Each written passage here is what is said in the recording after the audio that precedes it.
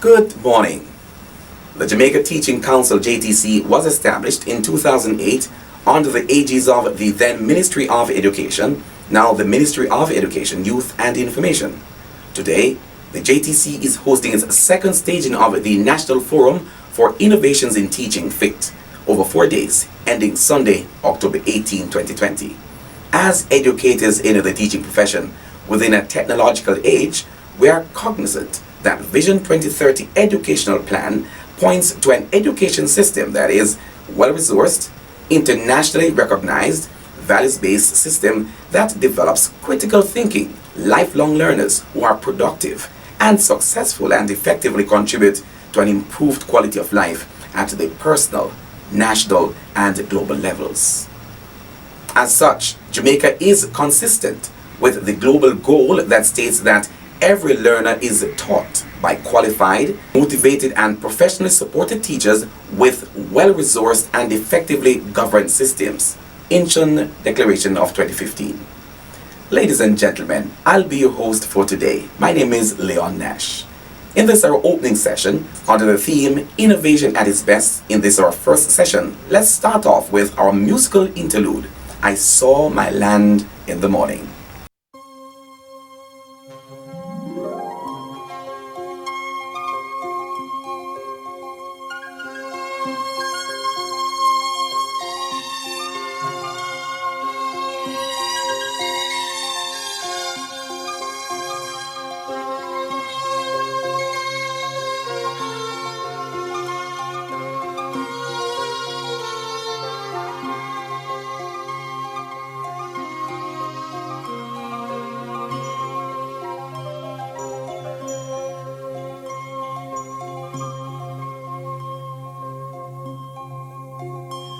I saw my land in the morning, and oh, but she was fair.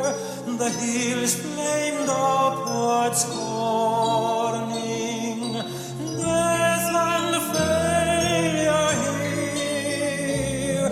I saw through the midst of morning a wave like a sea set free, faith to the dawn returning, dark tide, bright unity. I saw my friends in the morning, they called from an equal gate, build now whilst time is burning, forward before it's late. I saw through the mist of morning a wave like the sea set free, faith to the dawn returning, dark tide, bright unity.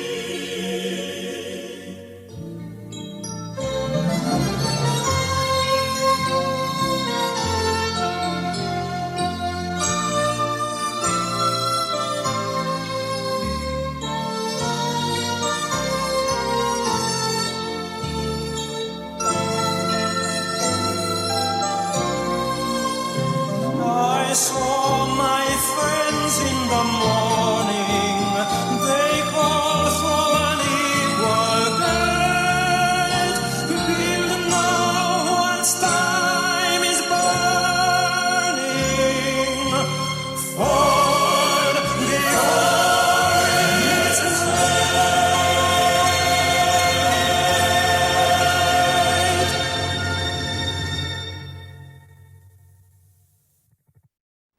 You just heard there our leading song, I Saw My Land in the Morning. And with that, let's now head into a prayer, and this will be done by Reverend Delroy Cody. Good morning, everyone. Let us pray. Great God and Father, this is the day you have made, and we will rejoice and be glad in it. It doesn't look like we thought it would look, nor will tomorrow and the days to come be likely the same way we expected and prepared for. Help us, O Lord, to see the good in each day, Help us to find reasons to rejoice and always to be glad.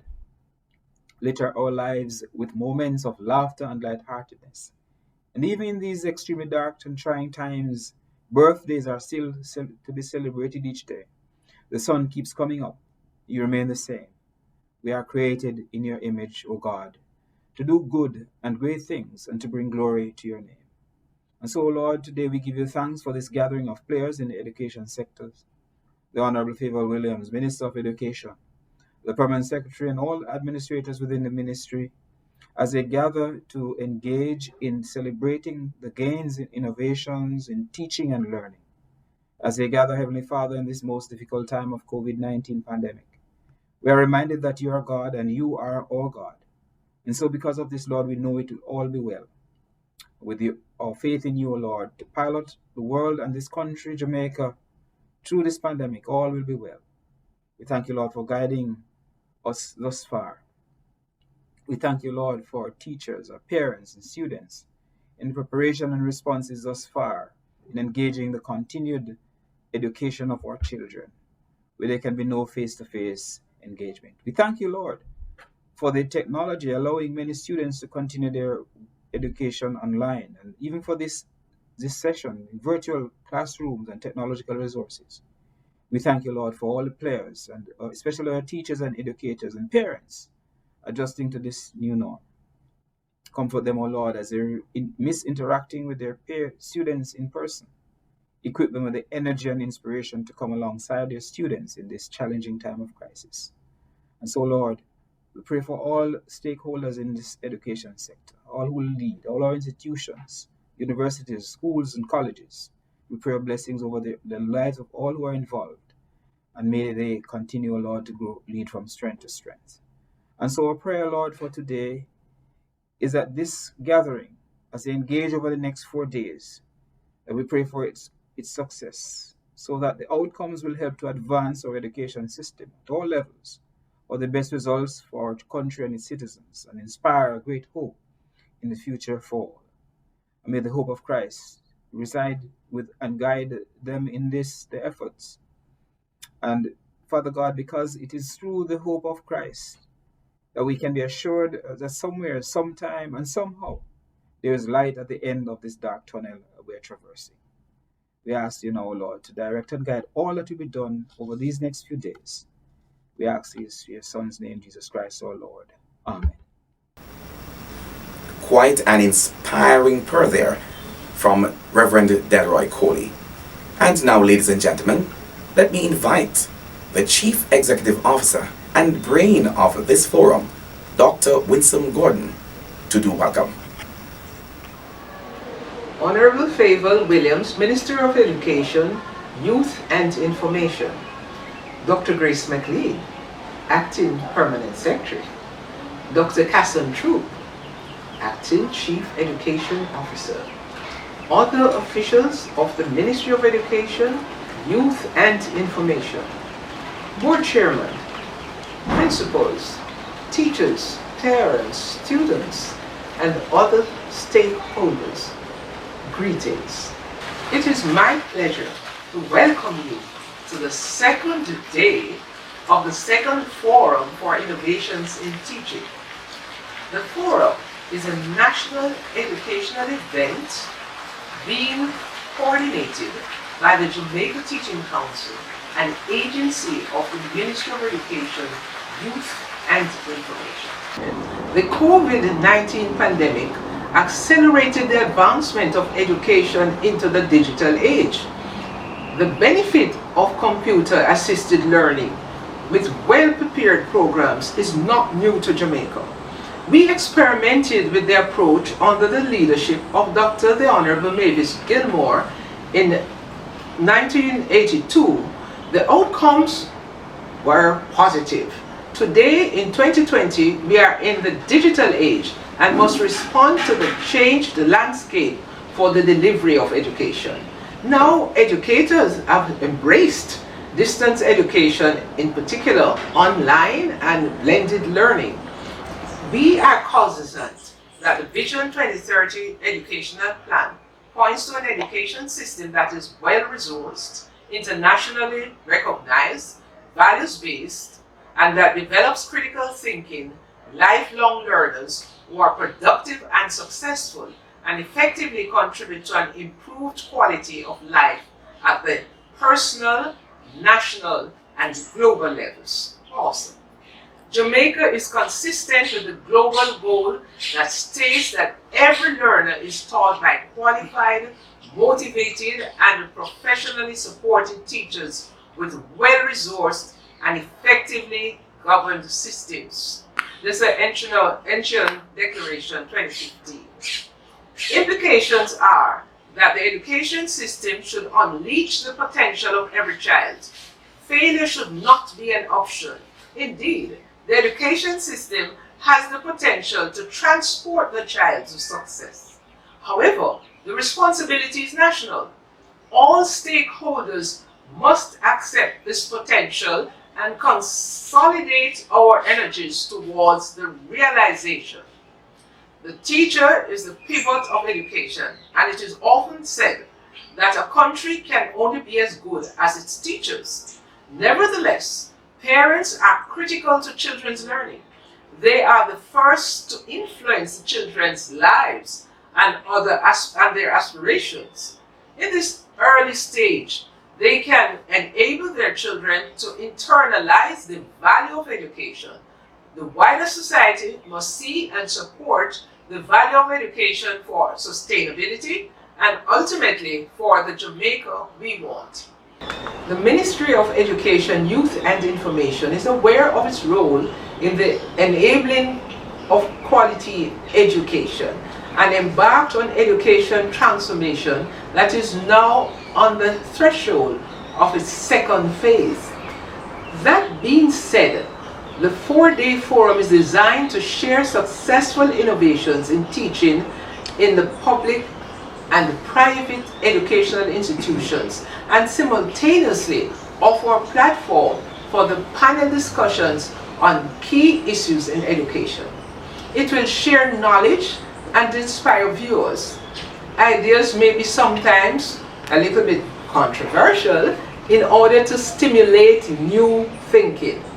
Today, you will hear from the Honourable Favour Williams, Minister of Education, Youth and Information. She has taken over the Ministry of Education like a pro. We look forward to working with her and sharing our experiences coming from science and technology. We will hear from our development partners and development organizations and other public bodies. And the work of the Ministry of Education, Youth and Information will be presented in a nutshell. The regional offices and agencies of the Ministry of Education will share their experiences. The day will end with a panel discussion. If you want good, your nose have to run. Benefiting from the digital age. Well, let us hear the benefits and maybe disadvantages of this digital period. My grandmother told me, too much of one thing, good for none. In other words, there should always be a good balance in what we do. We highly value your participation and feedback. Sit back, relax, and enjoy and engage with the forum. Please follow us on JTC website, YouTube, Facebook, Twitter, and Instagram. May God bless you all. Thank you so much, Dr. Winsome Gordon, for so much information that you've provided. At this time, ladies and gentlemen, boys and girls watching, we're now going to be moving into providing you with an item, this time from the Kingston College Chapel Choir. Oh,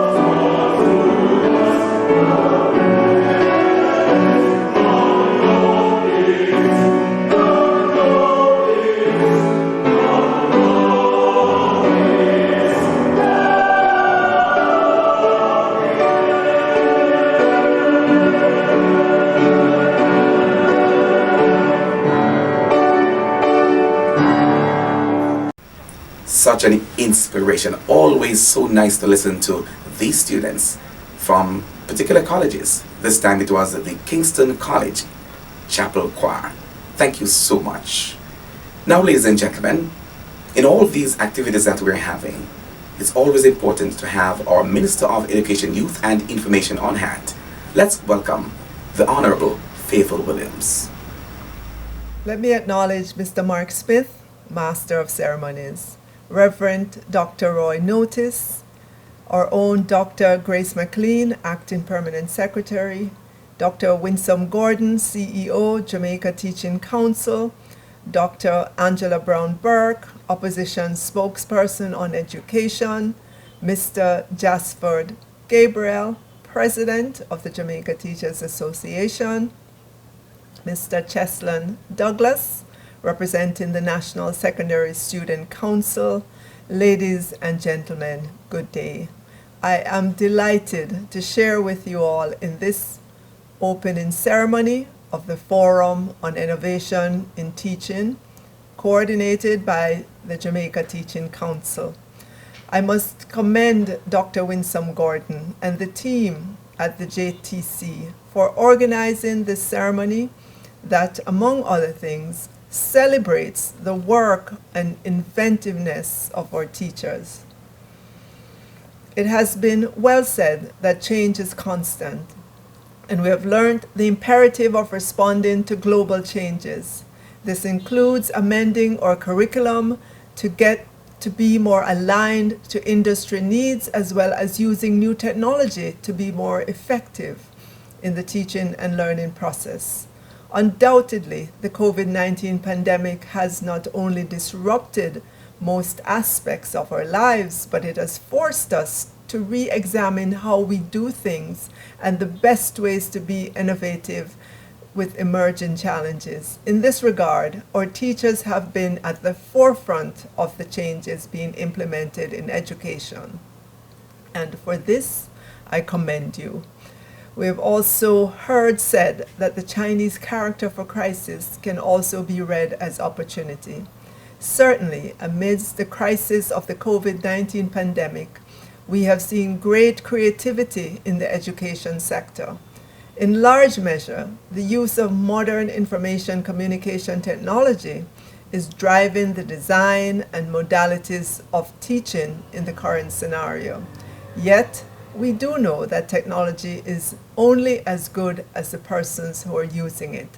We still have to use our own perspectives and experiences to guide our response to current challenges. Now, as we are all aware, there are gaps in access to tablets and computers, as well as reliable internet service. Where this has proven to be a challenge, the creativity and commitment of our teachers have been brought to the fore as they find innovative ways to get teaching material to students. The real pressing challenge is to close the gap between those who have devices and those who do not. And this rests with the willingness of the education community as a whole to be innovative. This will include using affordable and accessible technologies to expand access to education, as well as employing other strategies that do not rely 100% on technology. Providing education in new and unconventional ways is only one of the number of solutions, but it is through innovation that we can meet the challenges of improved efficiencies, lower cost, increased accessibility, and greater success in achieving development goals through education. We know that over the past few years, rapid developments in technology have resulted in a shift in focus and emphasis on subject areas. The education sector has had to respond given the resultant changing needs of the current workforce and expectations of what is there to come for future generations. We know, for example, that over the past few decades, many countries have moved to position technical and vocational education and training, TVET, into the mainstream of education systems and setting it as a priority in their education agenda.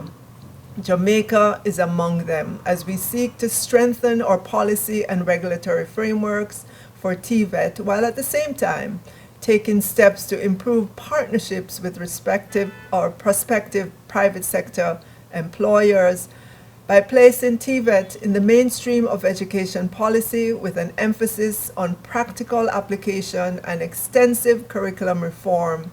We are effecting a significant paradigm shift. Yet TVET is only one area of shift in focus. In other places, students are being encouraged to expand the foreign language skills to be able to take hold of opportunities in an expanding global economy. I am sure all these thoughts will be uppermost in your minds over the next few days as you participate in this forum. Let us therefore extend best wishes for fruitful dialogue and practical recommendations for our education system. Thank you so much. Ladies and gentlemen, boys and girls, after hearing from our Minister of Education, Youth and Information, Honourable Favour Williams, it's now time to hear some greetings. Let's welcome the Director and Representative of the UNESCO Cluster Office for the Caribbean based in Kingston, Jamaica, Dr. Sadia Sanchez-Vegas. In the midst of the pandemic, we have witnessed a stark development and usage of digital technologies. Digital technologies are the fastest spreading technology ever. There is empirical evidence that digital technologies has reached half of the world in just over 25 years. And their impact has been entirely transformative of all aspects of our life. There is a real threat of inequality. According to the report of the United Nations General Secretary Roadmap for Digital Cooperation, 93% of the world population live within physical reach of mobile, broadband, or internet services. 53.6% of the world population use internet, and only 19% of the population of the least developed countries is connected. There are barriers to digital inclusion. In developing countries, a most important barrier that exacerbates the digital divide is the lack of connectivity. Therefore, universal access is a top priority, but has to be affordable. Another important barrier is capacity building. Needs-based skills development and effective training suited to local contexts is essential. UNESCO gives priority to empowering teachers and offering them professional development opportunities to improve their digital and pedagogical skills, reinforcing capacity around distance education, deploy online platforms, curate teacher training resources, and assess and certify digital and pedagogical skills. Within the current COVID-19 pandemic, where over 1.3 million learners have been adversely affected, UNESCO recognizes the shifting role of the teacher, from knowledge transmitter and the primary source of information to becoming a facilitator of learning and navigator of knowledge. The global impact of COVID-19 has caused severe interruptions to learning, but has also presented tremendous opportunities to accelerate and embrace the digital transformation. Within the Caribbean, UNESCO has collaborated with Jamaica and our other 19 member states to better manage the disruptions and ensure continuity of learning.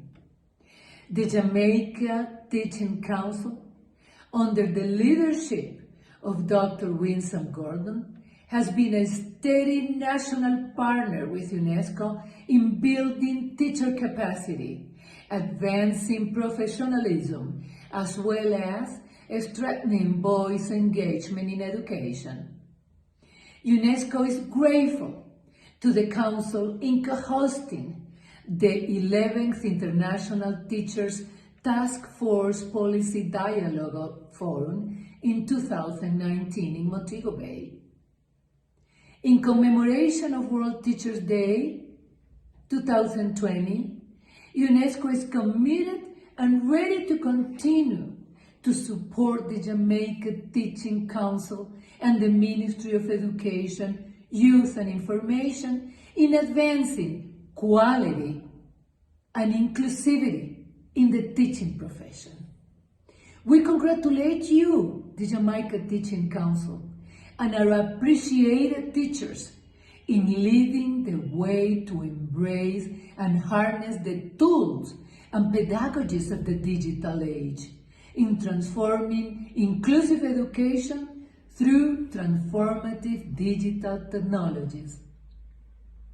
Digital inclusion must be embraced for successful change and to passionately inspire teachers, students, parents, school authorities, leaving no one behind. Thank you.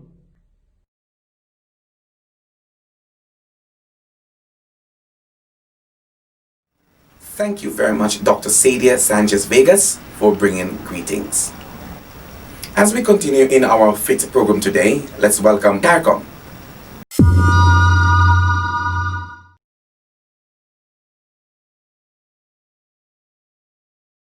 Members of the teaching fraternity, I address you on behalf of the Secretary General of CARICOM, Ambassador Owen LaRocque. My colleagues in education, we are meeting this way as we are all navigating the challenges and impact of the COVID-19 pandemic. The health crisis which emerged in late 2019 quickly evolved in 2020 into an economic and educational emergency with unpredictable shocks. For us in the Caribbean, schools were closed as early as March, with an immediate impact on 7 million students and over 900,000 teachers. In response, CARICOM states took a whole-of-government approach to ensuring the safety, health, and continuity of services. COVID-19 has tested the capacity of education systems to innovate in teaching, with an increasing acceptance of the ways in which educational technology is redefining how we learn and how we teach. While many of us are still acquiring the skills needed to navigate the adaptations essential for a technology-driven educational environment, the creativity and commitment of Caribbean teachers to their students was immediately evident through the accommodations made to ensure the continuity of learning for their students. From the creation of packages to be collected by caregivers, to the use of WhatsApp to provide support for parents, and where available, maintaining connectivity with students and caregivers through open source of state-provided learning management systems. The CARICOM Secretariat, through the Human Resource Development Program, has played a key role in supporting stakeholders in member states as they responded to the immediacy of the situation. During the period May to August, 12 webinars and workshops were convened in collaboration with development partners to guide practices to support the continuity of learning and a safe transition back to school. In June, the CARICOM Secretariat, with support from the Caribbean Development Bank and UNESCO, published the regional framework for the reopening of schools in the Caribbean, including schools for learners with special education needs. This was developed in close consultation with stakeholders in member states and provides guidelines for action at the national level to identify strengths and gaps in responses, assess existing structures and processes, and prioritize action for the short and medium term. The Secretariat, in collaboration with the Caribbean Association of Training Authorities, CANTA, and the Caribbean Development Bank, has worked on guidelines for the Technical Vocational Education and Training (TVET) sector, which were published at the end of September. COVID-19 has been the wake-up call to education systems and providers globally, exposing and deepening, in some cases, educational inequity, access, and participation. The CARICOM Human Resource Development 2030 strategy identified access and participation, equity, relevance, and quality as key pillars of Caribbean education transformation. Technology plays a decisive role in ensuring that the educational revolution necessary for regional sustainability, resilience, and, as we are now seeing, agility. We are now tangibly cognizant that in this period of the fourth industrial revolution, traditional avenues for education and employment are being made extinct by digitization. As such, new forms of information-seeking behaviors and entrepreneurial initiatives are needed to ensure our endurance and influence as a region. The global sustainable technology and innovation community has suggested that the COVID-19 pandemic has given us massive insights into how the role of technology can radically shift to reach 1.6 billion students and how to adapt learning processes in challenging times. For us in the Caribbean, we must engage in the paradigm shift. The education system is the vehicle and our teachers are the drivers. Teachers need to be lifelong learners and are required to nurture the development of agile, information-seeking learners, and education systems are mandated to develop the policies and infrastructures that support interdisciplinary learning. Now and on going forward, the focus must be on closing the gaps in our education systems. This will involve developing the private-public partnerships necessary to provide the broadband and computers needed for online education, creating the technological accommodations for learners to focus on learning and developing mobile and flexible continuing professional development engagements to support pedagogical improvement in an online learning environment. This forum, in commemoration of World Teachers' Day, emphasizes the value of dedicated teachers and teaching excellence to our regional development agenda. The Secretariat joins with you in this celebration, lifting our teachers up who serve unwaveringly and ingeniously at the coalface of our societies. I congratulate the Government of Jamaica and the Jamaican Teaching Council for their celebration of our valued regional servants, our teachers. I wish you all success with this forum. It is my hope that the information and practices shared will provide a source of inspiration to the current and future teaching force. I thank you.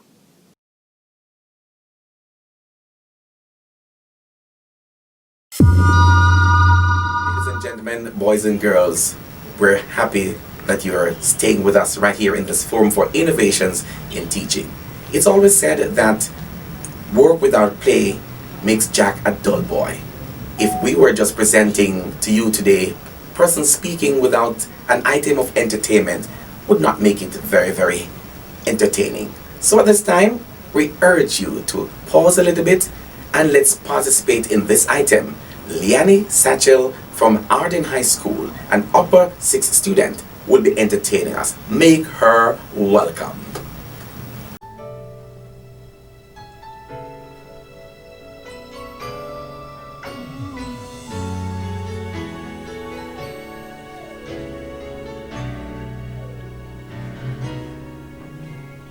Visions that can change the world, trapped inside an ordinary girl.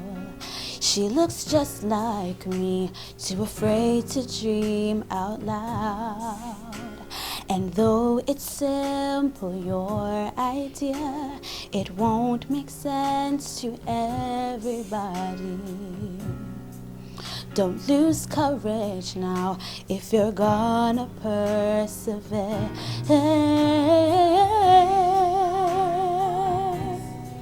You've gotta answer when you're called. So don't be afraid to face the world against all odds. Keep the dream alive, don't let it die. If something deep inside keeps inspiring you to try, don't stop and never give up. Don't ever give up on you. Don't give up.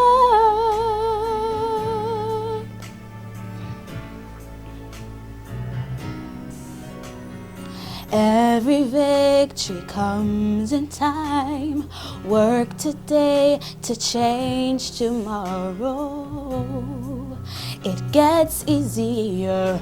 Who's to say that you can fly? And every step you take, you get closer to your destination.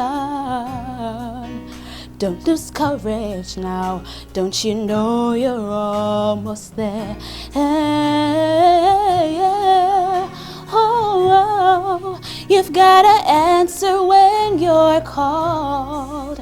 So don't be afraid to face the world against all odds. Keep the dream alive and don't let it die. If something deep inside keeps inspiring you to try, don't stop and never give up. Don't ever give up on you. Sometimes life can place a stumbling block in your way, but you've gotta keep the faith. Bring what's deep inside your heart to the light and never give up. Don't ever give up on you. Who holds the pieces to complete the puzzle? The answer that can solve a mystery. The key that can unlock your understanding. It's all inside of you. You have everything you need, so don't. Keep the dream alive and don't let it die. If something deep inside keeps inspiring you to try, don't stop and never give up. Don't ever give up on you. 'Cause sometimes life can place a stumbling block in your way, but you've gotta keep the faith. Bring what's deep inside your heart to the light, and never give up. Don't ever give up on you. Don't give up.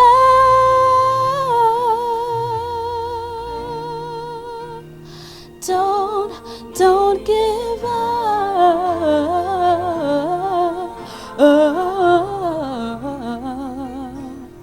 Don't give up. Quite a piece of entertainment there from Leaon Satchel from Arden High. We thank you so much for being here. We're moving now into another greeting. This time, Miss Mariko Kagoshima from UNICEF will be bringing her greetings.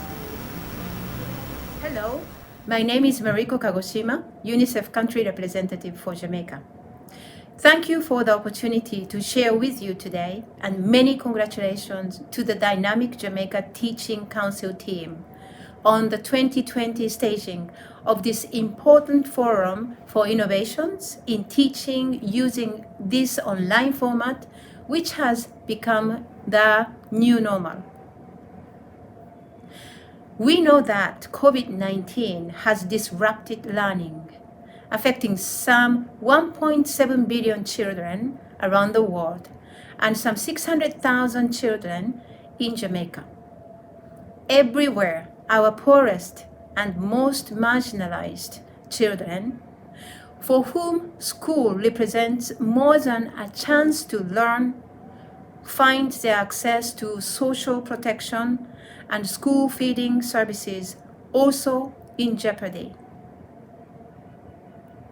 The closure of school doors has also exacerbated isolation and mental health issues. Recently, we spoke with some students from the National Secondary Students Council about their experiences coping with the pandemic. One of them told us, "School was my escape, but it's an even bigger deal for other students.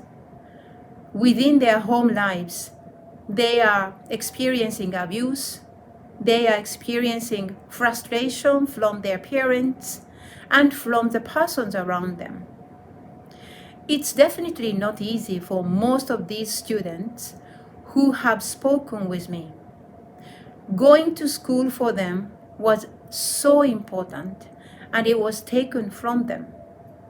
On a scale of 1 to 10 in terms of the damage that would have occurred with mental health during COVID-19, I would say it's a solid 8.5. UNICEF Jamaica has been working closely with our NGO partners and the Ministry of Education, Youth and Information to help ensure that the learning and support does not stop as we build resilience and reimagine education. Together with National College for Educational Leadership, NCEL, we have launched a virtual instructional leadership course to guide school leaders on how best to navigate 21st century distance learning modalities and the landscape into which this virus has catapulted all educators. We are proud to share that to date, close to 1,000 school leaders have participated in the VIL course. We also worked with the Early Childhood Commission, Food for the Poor, and the Ministry of Labor and Social Security and UWI, Department of Child Health, to deliver 1,000 play and learn kits to children under the age of 6 in quarantine zones. We have also handed over 300 tablets equipped with relevant applications to the Special Education Unit for students with special needs and established a teletherapy program with the Ministry of Health and Wellness. Students identified as in need of counseling are now regularly referred for this COVID-19 friendly therapy format by their teachers through our ongoing support for the scale up of the school-wide positive behavior intervention and support SWPBIS framework. A study we recently conducted with UWI's Caribbean Policy Research Institute, CAPLI, reveals that many families are finding it hard to keep their children engaged. So we recognize how important strengthening the bond between home and school has become. To that end, we are proud to have been cataloging resources, videos, home-based activity suggestions, and inspirational stories of educators in their struggles to meet the challenges posed by the COVID-19 pandemic. These are available on our website at www.unicef.org/Jamaica. We are also proud to have been able to support Jamaican parents in their roles as home-based teachers through the establishment of island-wide helpline in partnership with the National Parenting Support Commission, NPSC, and the Victoria Mutual Foundation. The challenges will not go away once schools reopen. In fact, in many ways, they may increase. Ensuring safe reopening is one of many hurdles to be cleared, and that is why we are working on a partnership with Food for the Poor and Scotiabank Foundation to place wash stations and water tanks in a number of schools in St. Catherine and Clarendon. The safety of our students and teachers is of paramount importance to UNICEF Jamaica and a core area of focus globally.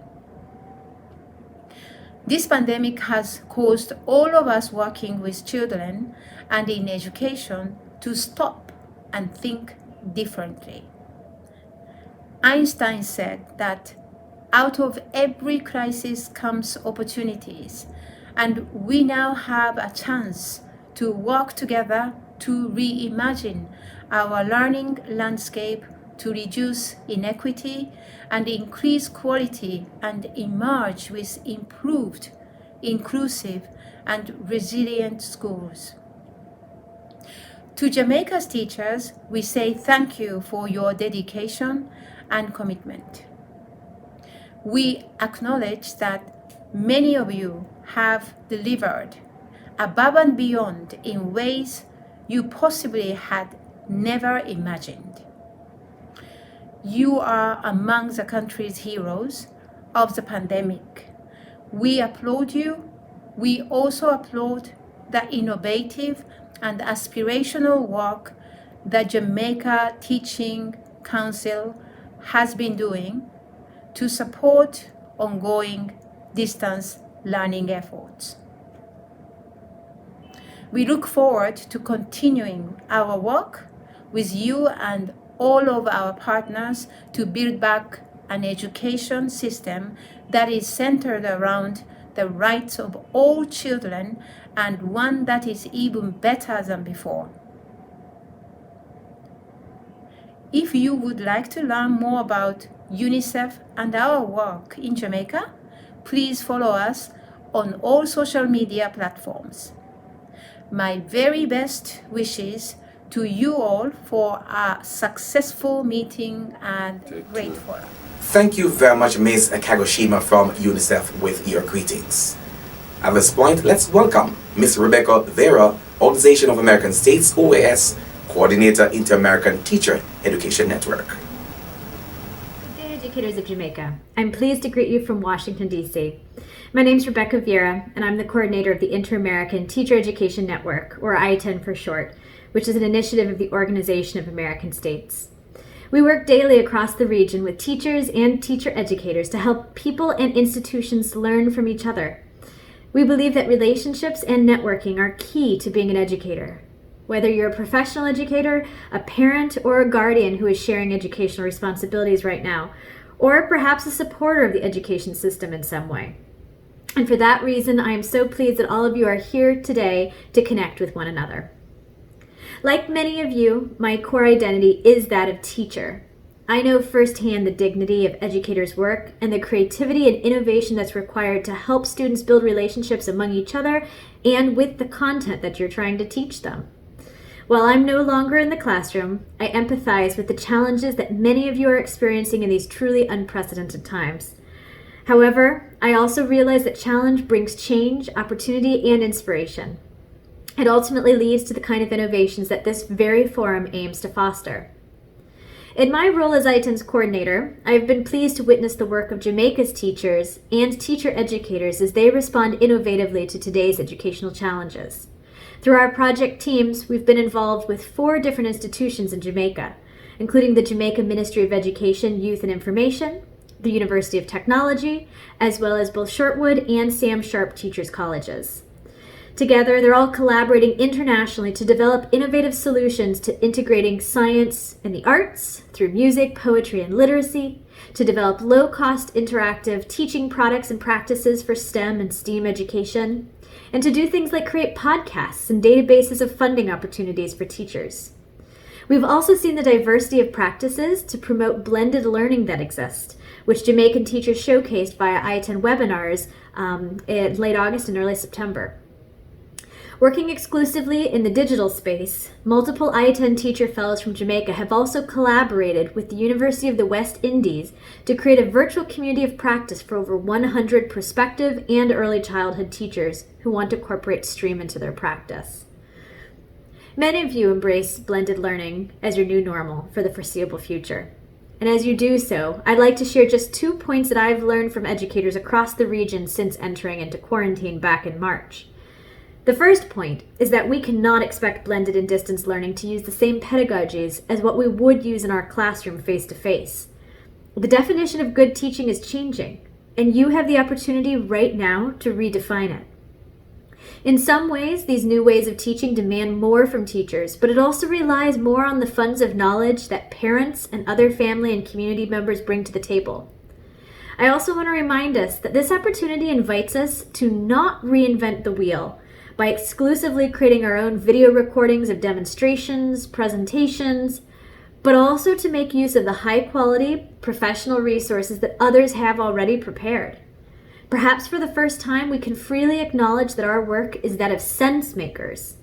We should delegate many of the information transfer tasks to those who've already produced content through online videos, digital textbooks, simulations, etc.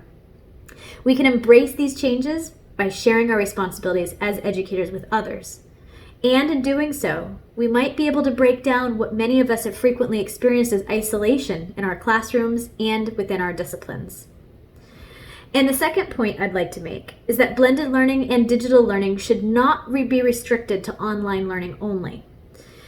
We can use many of these excellent digital resources even in offline mode outside of the classroom, such as with apps that can be downloaded and used even without regular connectivity.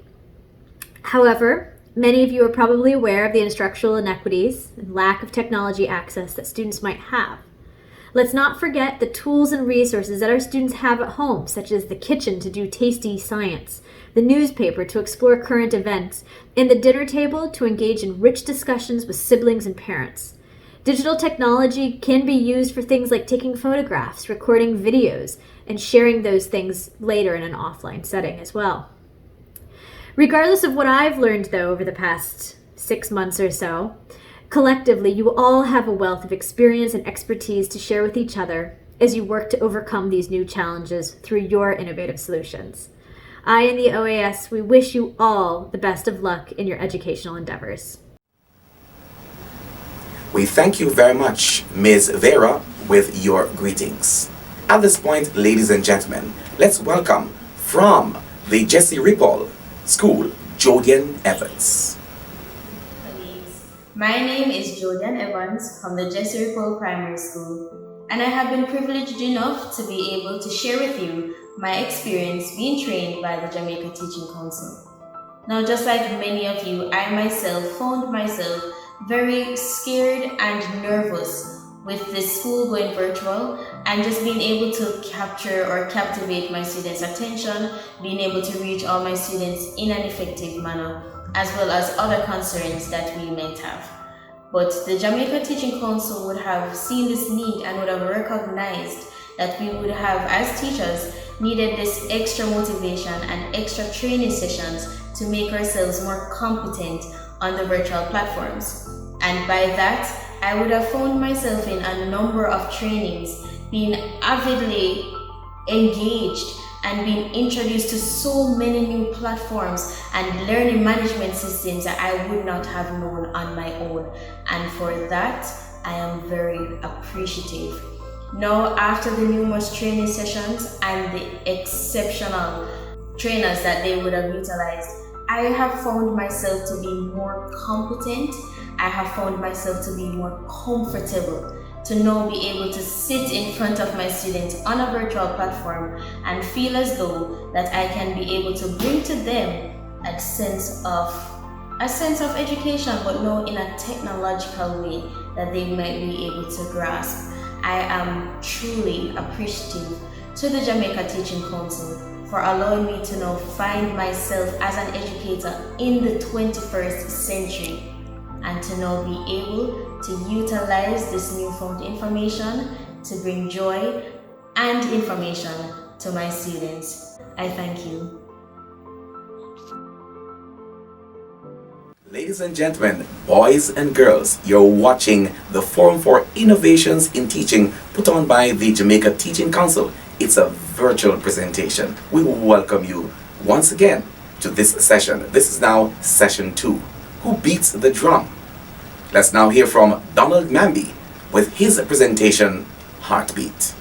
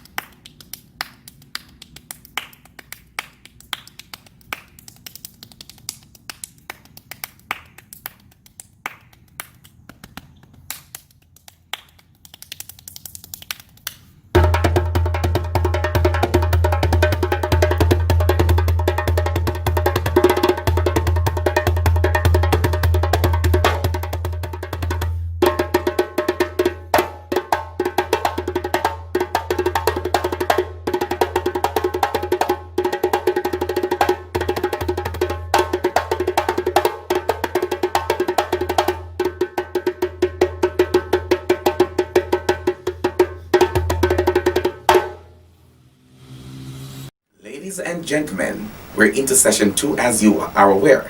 Now, we're going to be having some drumming presentations. First off, let's hear from the Jamaica Defense Force.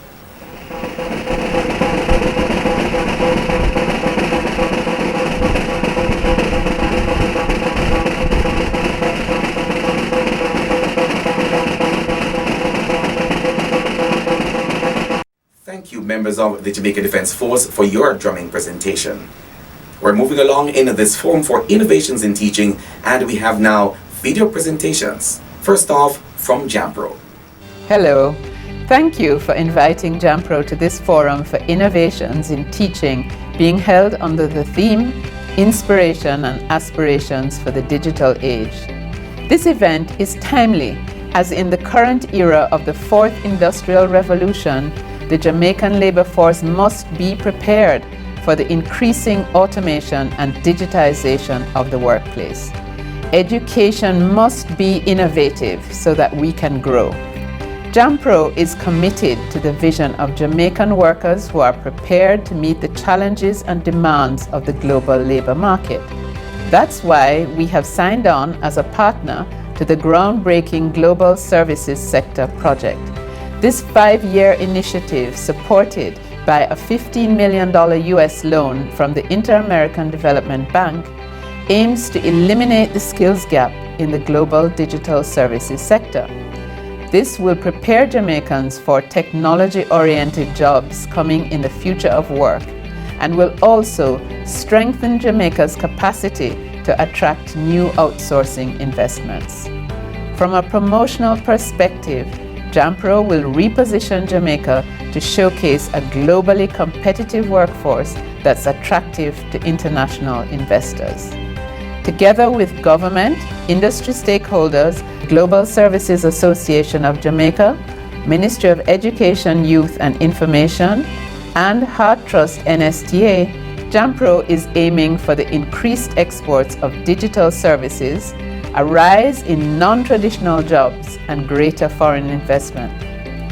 Jamaica can achieve this result if we fully embrace new ways of thinking and encourage access to skills development in areas like digital technology, data analytics and management, user experience design, and so on. This is why the GSS project is so powerful, as it will serve as an avenue to empower Jamaicans with the knowledge they need to meet the demands of 21st century business. We are pleased that this forum is happening at this critical time, as we believe that all who are participating today also share our goal to bring the Jamaican labor force into the digital age. Jampro is grateful to be involved, and we look forward to a productive conference.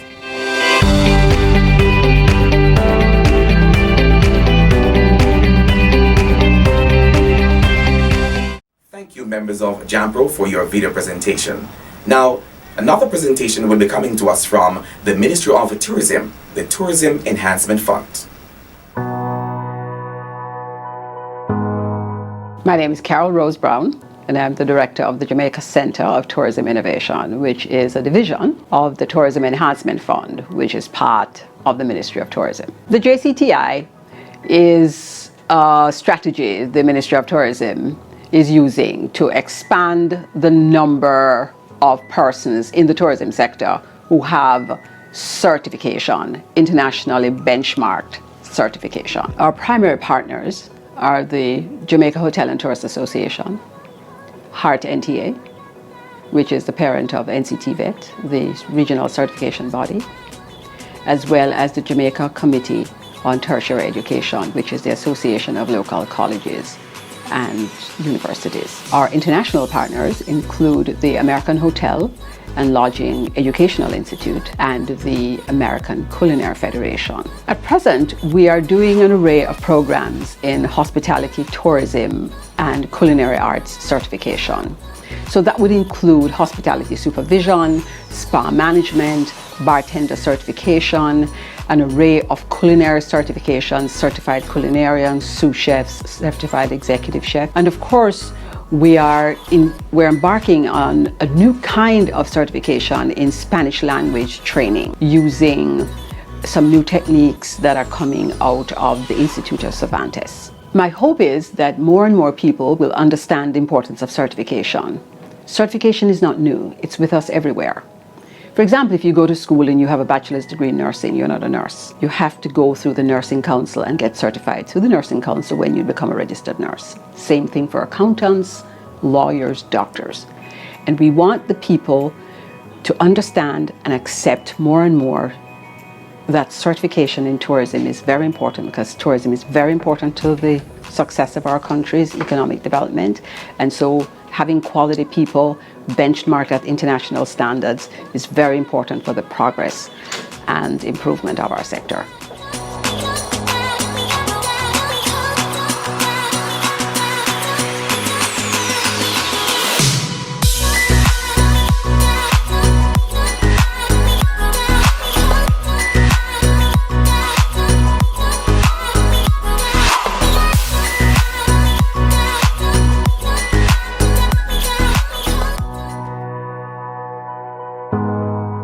My name is Khalil Campbell, Chef Khalil Campbell. I am the culinary lecturer at the University of Technology. I'm also a certified executive chef and culinary consultant. It was certainly a wonderful experience. I learned a lot through the rigorous programs that they have that's associated. The continuing education hours that I had to undergo really helped to sharpen my skill, refresh much of the knowledge that I previously had. And also it helped me overall to develop my competency in the culinary arts. The experience has been excellent. I've been able to put my knowledge into action right away. It definitely enhances and validates my skill as an executive chef and competency level. It helps me to become more marketable as a chef, and definitely internationally recognized for my skill and certification.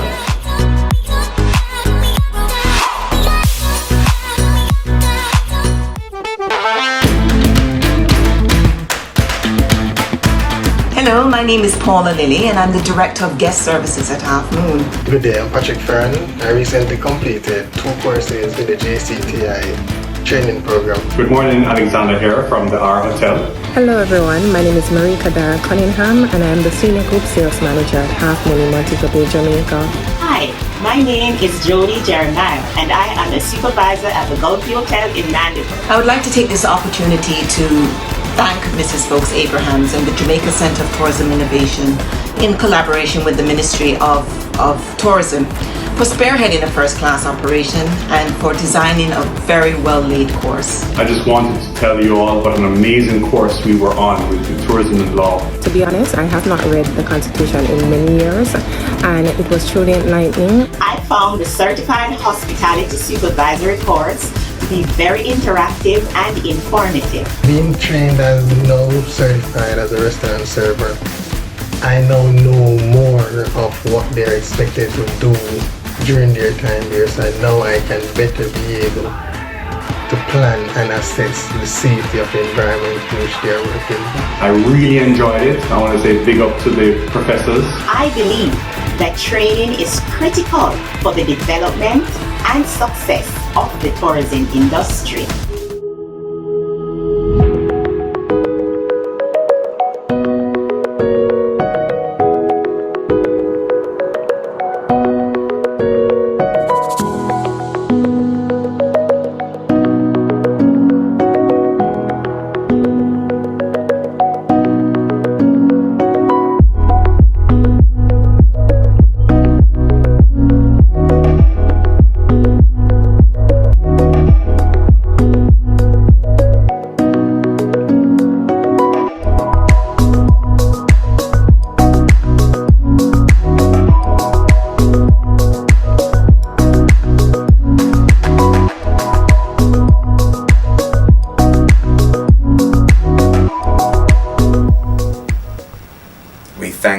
Of the Ministry of Tourism Team, Tourism Enhancement Fund, for your video presentation.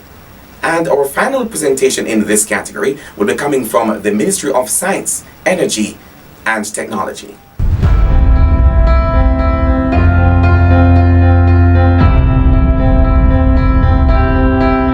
Hi, I'm Daryl Vaz, Minister of Science, Energy and Technology.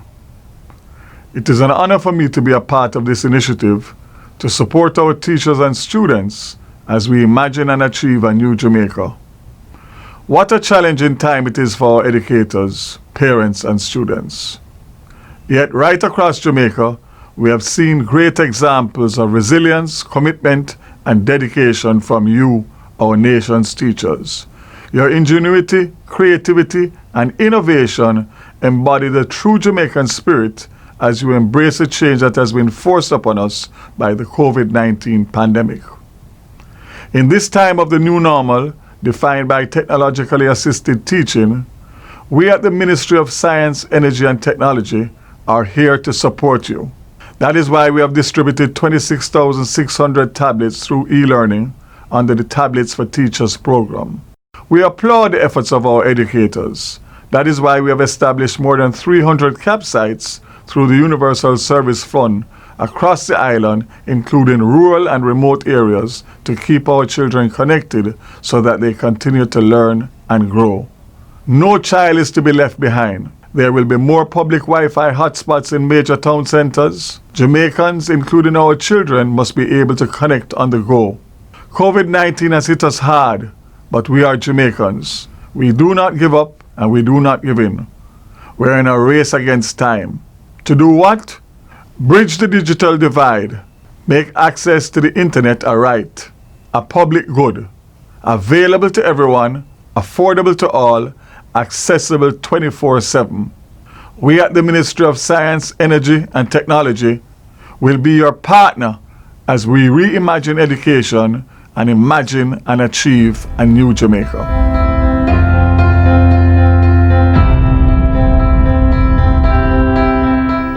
Ladies and gentlemen, you're watching the Forum for Innovations in Teaching.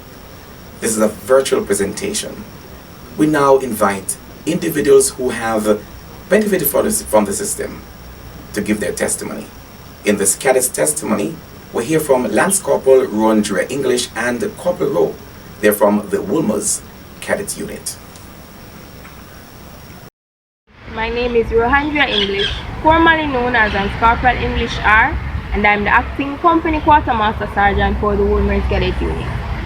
I've been in cadet since I was 11 years old, and I can honestly say that my 3 going on 4 years as a cadet, I've learned a lot. My ongoing cadetting experience has been interesting to say the least. From climbing mountains and clearing bushes, to having my shoulder knocked out by a rifle, to something so simple as having a sit-down talk with the family.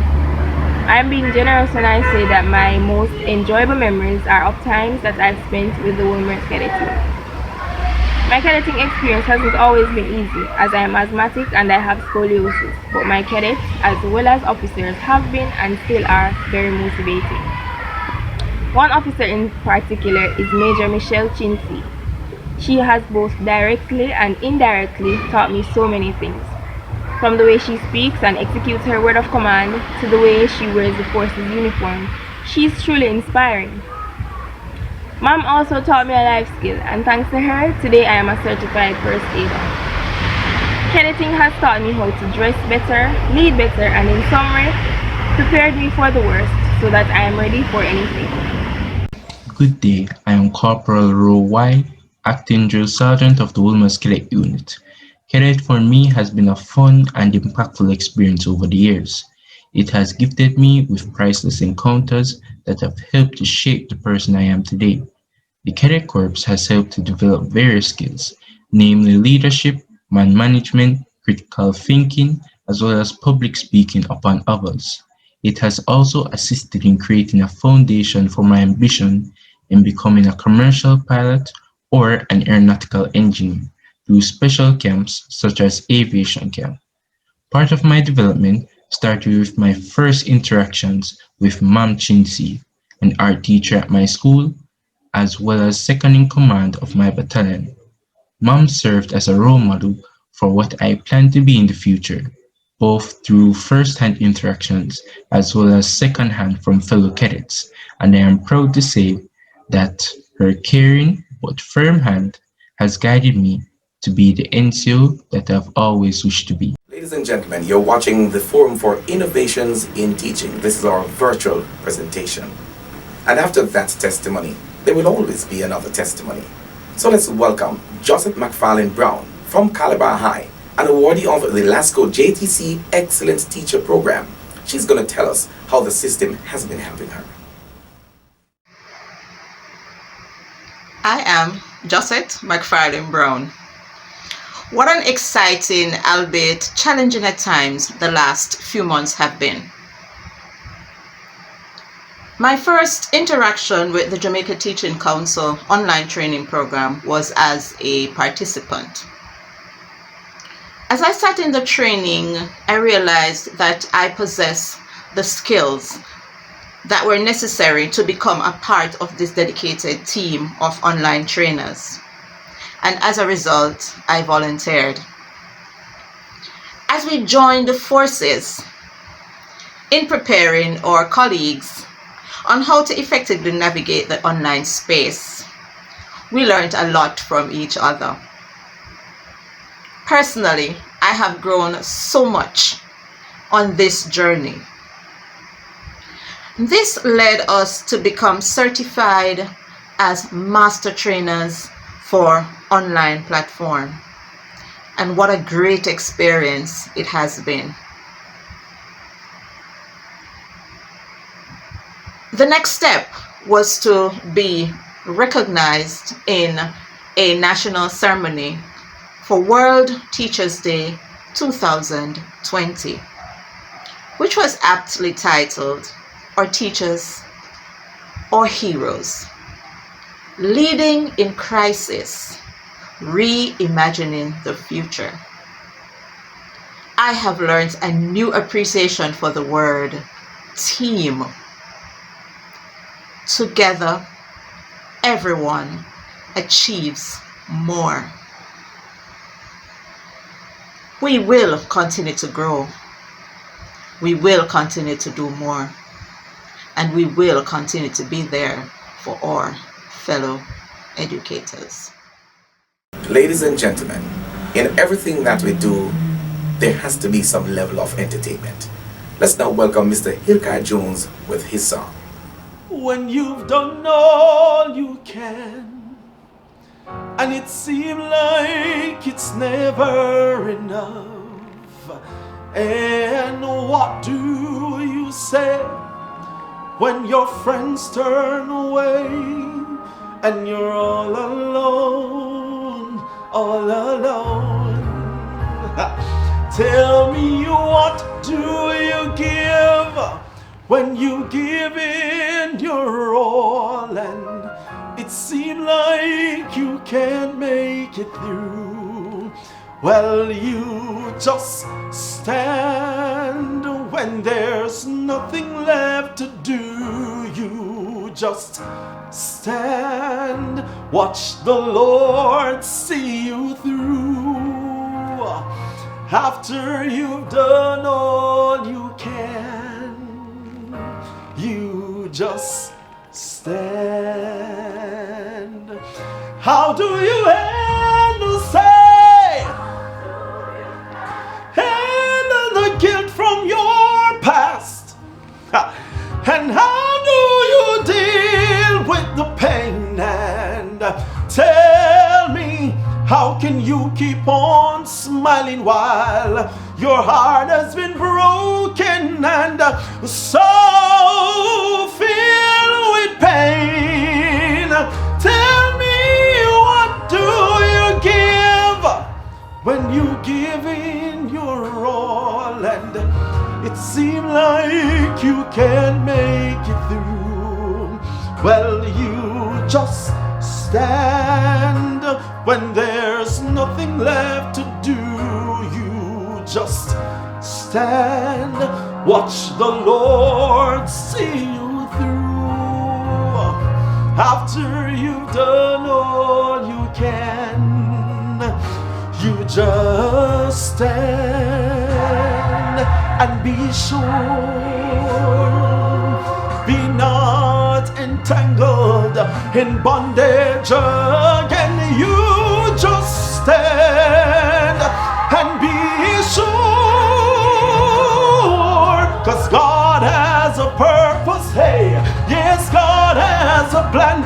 Tell me, when you've done all that you can and it seems like you can't make it through, my brother, you just stand. My sister, stand. stand. Don't you dare give up through the storm and through the rain, through the ups and through the pain. Yeah, don't you bow and don't you bend. Don't give up.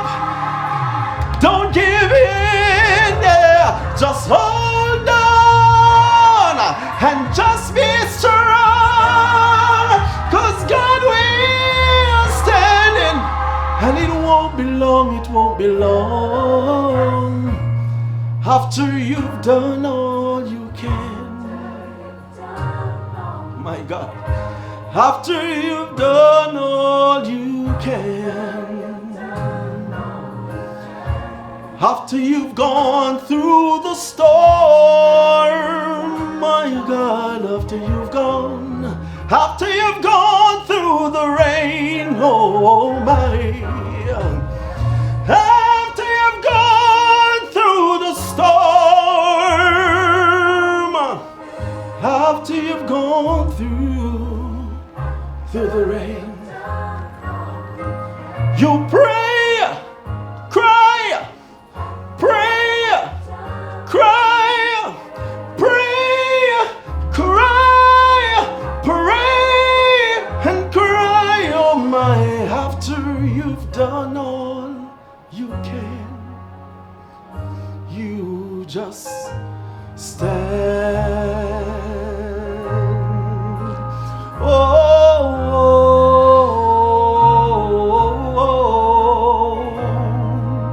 My friends, just stand.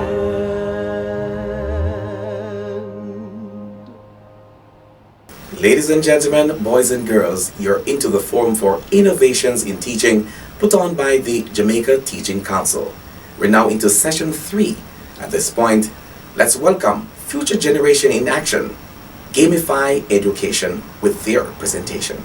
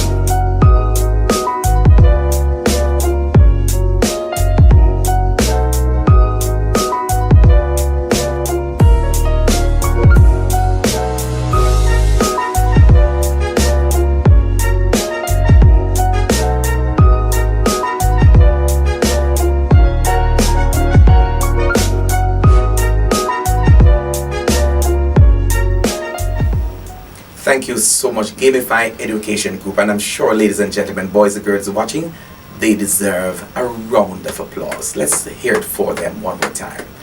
Thank you so much. At this point, let's welcome a group of children who will be performing the National Pledge.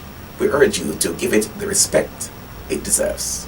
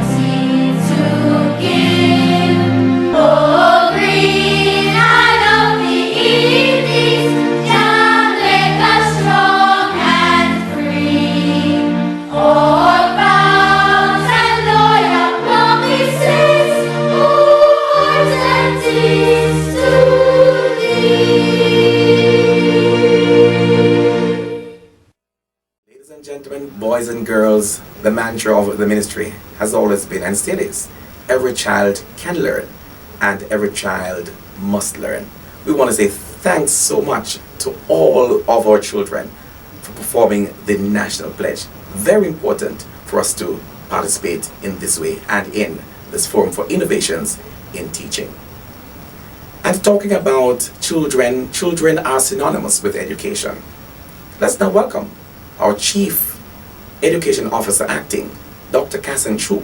She'll be doing the overview of new developments in the Ministry of Education and Information. On October 5, 2020, students across Jamaica entered school in the virtual space. The Ministry of Education, Youth and Information has been collaborating with all stakeholders. Today, I have our Acting Chief Education Officer, Dr. Cassan Troop, who will be sharing with us what the ministry has been doing. Dr. Troop, how has it been going?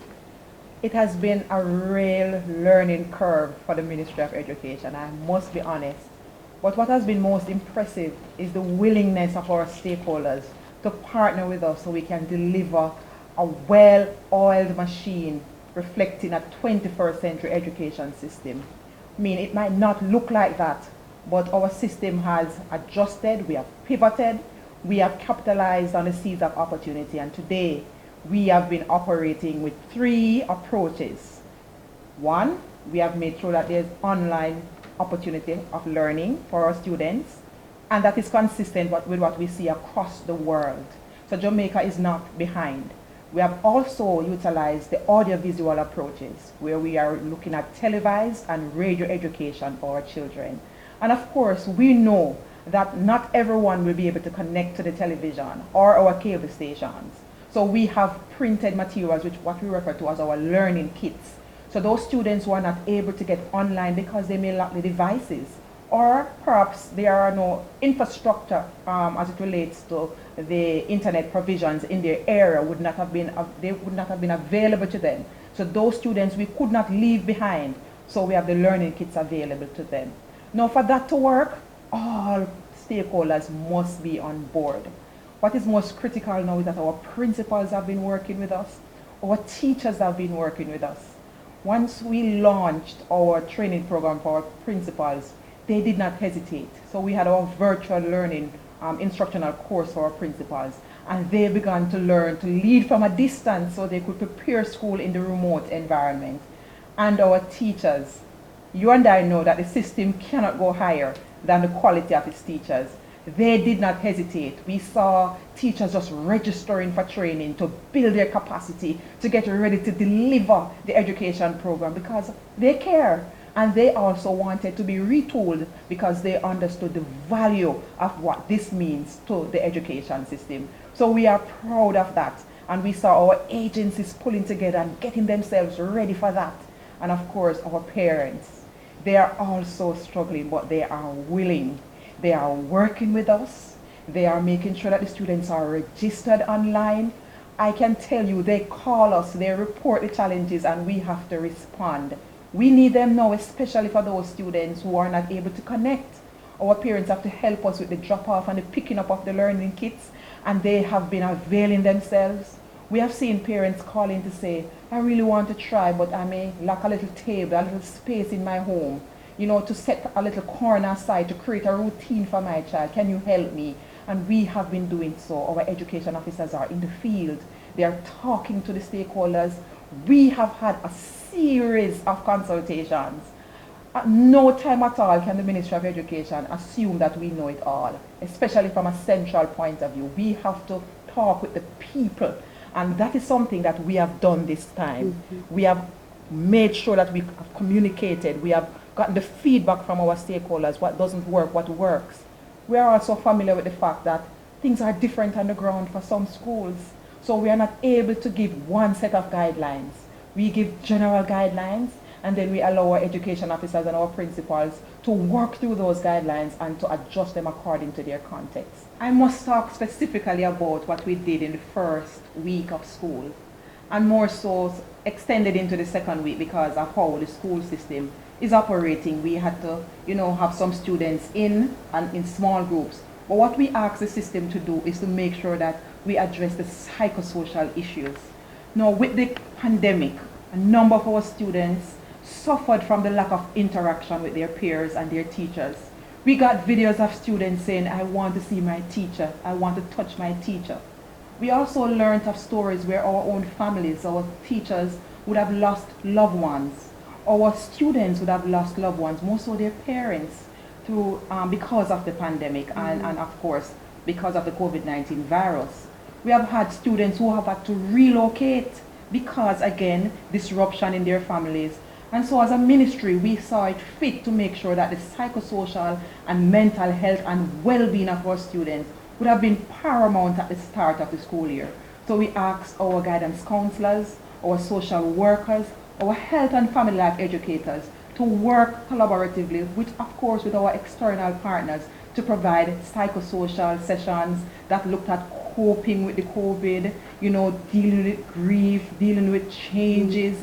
Of course, how do we take on breathing exercises, a number of activities, exercise routines, just to help them to cope and to express what they are feeling and the adjustments that they have to make. And we are grateful, our social workers have been in the field. Our guidance counselors, they have just been working, and we have seen numerous innovations in how they have been reaching out. When we had the first disruption, our guidance counselor said, we have students who have to come in for counseling. We don't want to delay the progress. How can we adjust? And we saw telecounseling being introduced to the system, where telephones were provided by our international development partners in partnership with the Ministry of Health, our health and guidance clinic. And of course, the therapy sessions continued for those children, and that has also continued as we resumed for the new school year. We are really grateful, and I just want to commend my teachers again, my guidance counselors, for the tremendous work.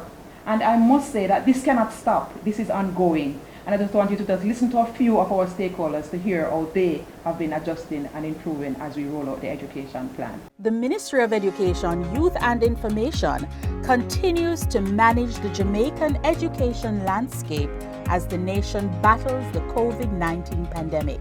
We have remained committed and focused on ensuring equitable educational access for all our children.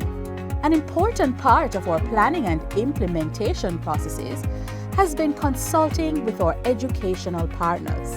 Let us hear from our leaders as plans are put in place to reopen schools on Monday, the 7th of September, 2020. As part of the Ministry's comprehensive response to COVID-19, the Commission launched 36 helplines to ensure that we were responding to the needs of parents. Some parents are wondering whether or not we will have sufficient systems in place to ensure the safety protocols and precautions as outlined by the Ministry of Health will be adhered to. We have assured them that we have done everything that the Ministry of Health has recommended to ensure the safety of our children. The Early Child Commission began preparing from as early as February. The team is working with our practitioners, working with our schools to ensure that hand wash stations are in place where possible. Sanitization stations are in place. Temperatures are being checked and there's a temperature log ensuring that whatever happens did not happen in their space. Where we have established home schools as we approach the reopening time for school in September.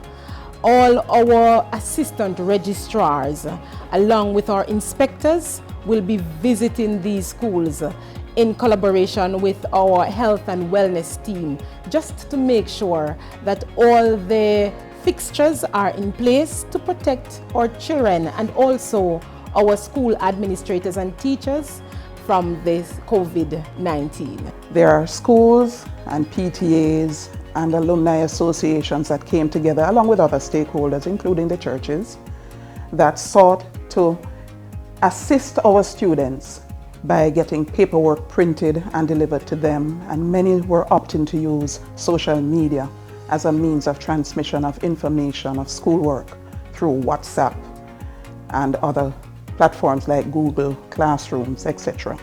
Regardless of whether or not our PTAs are registered members of the association, we still do represent, and we lobby on government through the Ministry of Education, the Ministry of Health, and other stakeholder partners to see how best we can find the solutions that our parents seek. The Ministry has sought to ensure that the recommendations of the Ministry of Health and Wellness are maintained in all schools. We have identified a number of operational modalities that will be implemented in schools to ensure physical distancing is maintained while sustaining the quality of the education product. The National College for Educational Leadership has our school leaders COVID covered. We moved our face-to-face engagements into the online setting, making our products asynchronous in nature, where our principals could be accessing our programs at any time, any place, and anywhere. We were able to design the virtual instructional leadership course, designed to help our principals to manage in a remote setting. The college collated over 30 YouTube videos that dealt with leading in the fourth industrial revolution, managing remote teams, giving effective feedback in turbulent times, and leading in the time of a pandemic. JTC assembled 32 master teachers and lead teachers who volunteered their services to prepare the teachers for the immediate changeover. In some areas, challenged by the absence of digital connections, JTC actually provided mobile internet modem. This service was greatly appreciated by our rural teachers. The Ministry of Education, Youth and Information continues our partnership with all education stakeholders to ensure that our students and staff are safe and healthy as we reopen our schools amidst the pandemic. Let us continue to plan and implement safety measures for a safe back to school. And remember, here at the MOEYI, we care about you. Thank you so much, Dr. Troop, for that comprehensive response. So, students have been at home. How do they access resources to support the teaching and learning process? That's a big one. You know, the Ministry of Education had to make several adjustments because we had to resource our system in a different way. So prior to October 5th, our plan was to resume using a blended approach, which included face-to-face. So we took the decision, of course, in face-to-face, we would have had to reduce the class sizes as we observe the protocols related to physical distancing. And so a class of 30 became a class of 15, just to make sure that we could have observed social distancing. Now, guess what? We also retained and recruited teachers to satisfy this new arrangement. So the classes for 1 to 15, 1 to 10, 1 to 25, in some cases, depending on the size of the classroom, those teachers were retained and recruited for the most part. So we have smaller class sizes, even in the virtual space. So we have teachers with students of about 15 and 20 max still in our education system today, even though they are not in the physical space. We have also had to provide our educational resources. So our textbooks, we continue to provide for them. And at this stage, I can tell you that we have delivered all our textbooks according to the orders that we have got from our principals. We know that there are some changes in numbers in some of our schools because students have transferred into different schools. We have had students coming out of the private institutions into our public institutions, and so that would have now increased the demand for additional resources, and those we are addressing now. But we have delivered our resources. We are spending approximately $826 million this year on educational resources for our schools, to include textbooks and workbooks. And of course, moving with the time, we are in the 4th industrial revolution, and some persons call it the 5th wave. So we have to move with the technology. We are transitioning on a phased basis into e-books. So for this year, for the first time, our high school students will be experiencing the use of e-books. Granted, it's going to be in static form this year, but we will get more interactive materials going forward, as it's a pilot this year, and we will also expand after the evaluation of the pilot, of course. So we continue to provide tablets for our students. Now, you would have heard our minister over and over. There is no way we can continue without the devices, and we know the gaps. There are many. So for our PATH students, we have made a commitment under the government to provide tablets for our PATH students. So now we are in the active distribution where we have 40,000 of those tablets being distributed as we speak. And we actually procured some earlier in the remote experience, and we have delivered those. And we have committed to about 122,000 tablets for distribution for this academic year for our PATH students. And I must pause to just say thanks to our foundations, the Digital Foundation, SEPRAD, and all the others, our private citizens who have called us and would have given us tablets for our students, more so for special needs students. You know, we have got tablets for them. UNICEF also gave us some tablets for special needs students. And every single day we have partners calling. Just yesterday, Costa Shagori from Clarendon called to donate another 50 tablets, set of tablets for 3 of our high schools. And we continue to get support. What we do the assessment on the ground. So we are fixing and addressing as it relates to the needs of the PATH students. And those students who are needy but not on PATH, we are also trying to meet those needs. So early in the pandemic, when there was a call for support for them, the Ministry of Finance gave us an additional $50 million to procure tablets for those students who are not on PATH. And since the assumption of duties of our new ministers, we have now announced another voucher program, a tablet voucher program that will be rolled out shortly, where we are going to provide another 36,000 tablets for students who are not on PATH. So we continue to try to fix the divide. We are conscious it's not perfect. So that is why we have the many modalities. And even with those modalities, we still have to go granular. So just recently I met with some of my regional directors, and they communicated to me, we need more than just a televised program. We need DVDs. There are students who really don't have television set in their homes, and so they are not benefiting from the audiovisual that we have in place. And now we have commissioned a committee to address that. So as we learn of the nuances on the ground, we try to address it and make sure that we are not leaving the students behind. I will say again, we don't boast a perfect system, but we are a learning ministry, and we try our endeavor best to adjust and to respond to the needs. We may be slow sometimes because, you know, resources are not infinite, but we try our very best to reallocate where we can and to meet the needs as they come in on the ground. Thank you so much, Dr. Troop. It's really good to hear about the different modalities that have been used to ensure that our students have the resources that they need. Can you just share with us a little bit about the e-resources app? Definitely, Shireen. I am excited to share about that because that's part of the innovation that the ministry can boast about. You know, before COVID, I must confess, we started this to develop our own application, our e-resource app. But guess what? COVID challenged us because we were faced with the internet challenge where students were complaining that they could not continue their education because they could not afford the internet.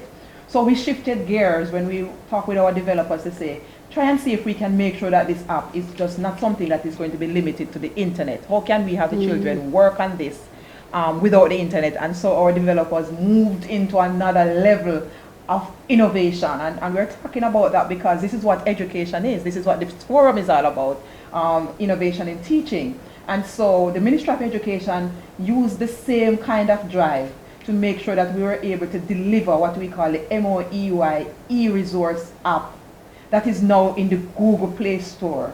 All our boys and girls, our parents, our teachers can just go to the Google Play Store and download our app. Yes, you will need the internet first to download, but as long as you have passed that phase, the app is on your gadget and you can use freely.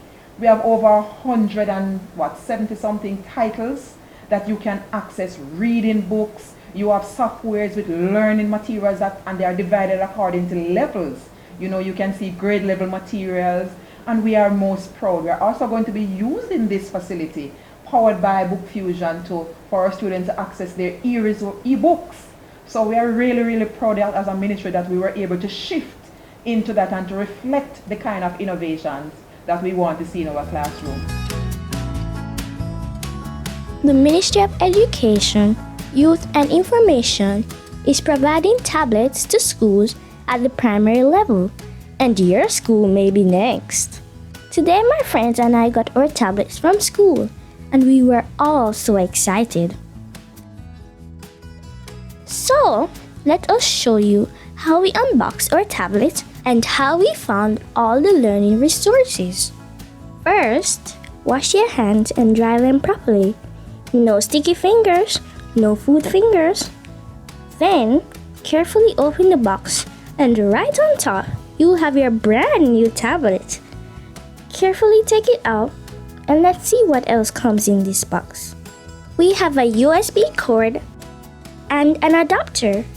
You can use the USB and the adapter to charge your tablet by just connecting the big end of the USB cord to the adapter and the small end to the tablet. The slot is right at the bottom of the tablet, smack between the speaker holes. Alright, what else comes in this box? Aha! A pin that you can use to remove the SIM card. Now, for the big moment! Dun dun dun! On the side of the tablet, you will see a small button. Press it for about 3 seconds. The tablet will vibrate and come on. That was easy. When the display is ready, it will make a sound like this. And if the screen goes black, that's okay. It means it's sleeping. Just press the power button again and it will come back on. There is one more button here, the big one. You will use this button to turn the audio up or down. Now, we are on the home page and it says swipe to unlock. So, let's do that. There are some apps here, but this one, ooh, I'm excited. This yellow, red and blue one is where you can get loads of resources from the Ministry of Education, made just for you and me. This is really fun. Let's tap it and see. It has all the learning materials and more than what we need for the entire school year. I just need to pick up my tablet and it's all there. So let's explore this app. When you touch it, it opens to a page with the Ministry of Education's logo. Now, just tap this gray button that says select your grade and then choose your grade. It will take you straight to the Ministry of Education's digital library where you will find all the resources. Let's try this one. Here are some reading materials. If you click on this one, it will open and you can hear it being read and see the words highlighted. And if you go back to the main library page, you can tap other resources where you have lots of fun learning apps right at your fingertips.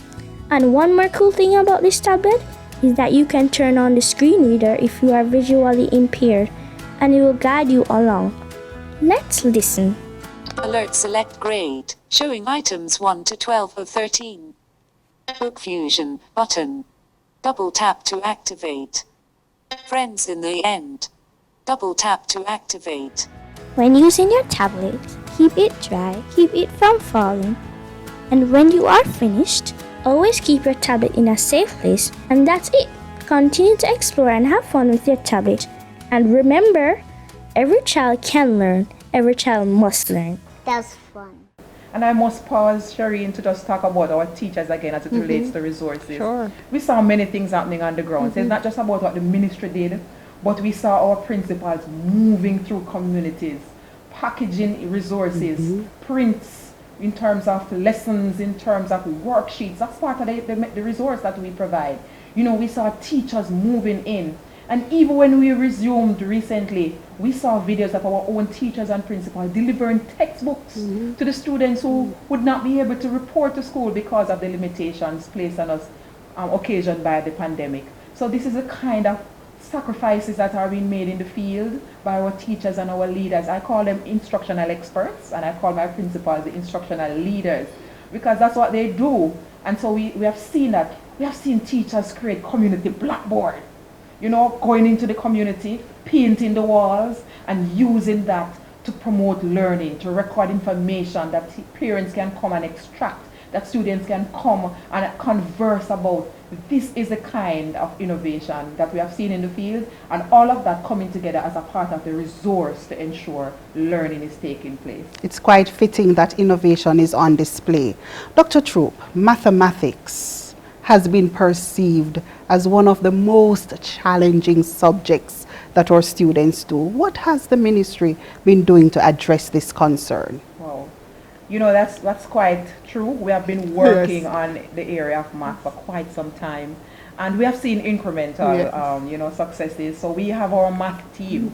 You know, this team is made up of our national math, led by our national math coordinator, and we have coaches, you know, and lead teachers who have been working with our schools. So what we do as for math is that we have been working specifically on the ground. So our coaches will look at the data, or assessment data, to see where students have been underperforming in particular strands and areas in the subject, and they pull these students. So they work with the teachers for the coaching, for the co-planning, and for co-teaching. They do actual sessions with the students themselves, where they go in and work with the delivery of the key concepts, those that give trouble. So we work with the students as well. We call those pull-out sessions. And our coaches work with the CXC groups. So there's camps, there is electronic materials provided. Even now, when we are moving back into teaching and learning, we are doing our diagnostic tools to support the readiness and preparation for learning. And it's our math coach. They develop the instrument, they design the instrument, they vetted the instrument to make sure that they are reflective of the principles that we want to teach in the subject, to make sure that they reflect the curriculum, you know. So we have also been training our teachers. Even now, since we have resumed, we have webinars going on with our math coaches, delivering sessions for our teachers and for our parents in the area of math principles and concepts. And just recently, in our partnership with TVJ, as part of our audiovisual, we have now dedicated an entire channel on the internet for math, just math principles, to address the areas from preschool right up to tertiary, just to make sure we are giving math the attention that it deserves, with the clinicians, the persons who are experts, who have trained, to make sure that we can provide the support. And these will be available on demand. They are going to be archived, and our students can access them at their convenience. You know, if they can't get to see the dedicated channel, we are now busy negotiating to see if we can get that channel 0 rated. So there's no limitation, there's no need for data to be able to view that channel, which is just totally dedicated to math. So our team, they are working, and you will just hear in a brief minute of some of the more detailed successes that we have had for the math program. What changes and what stays the same?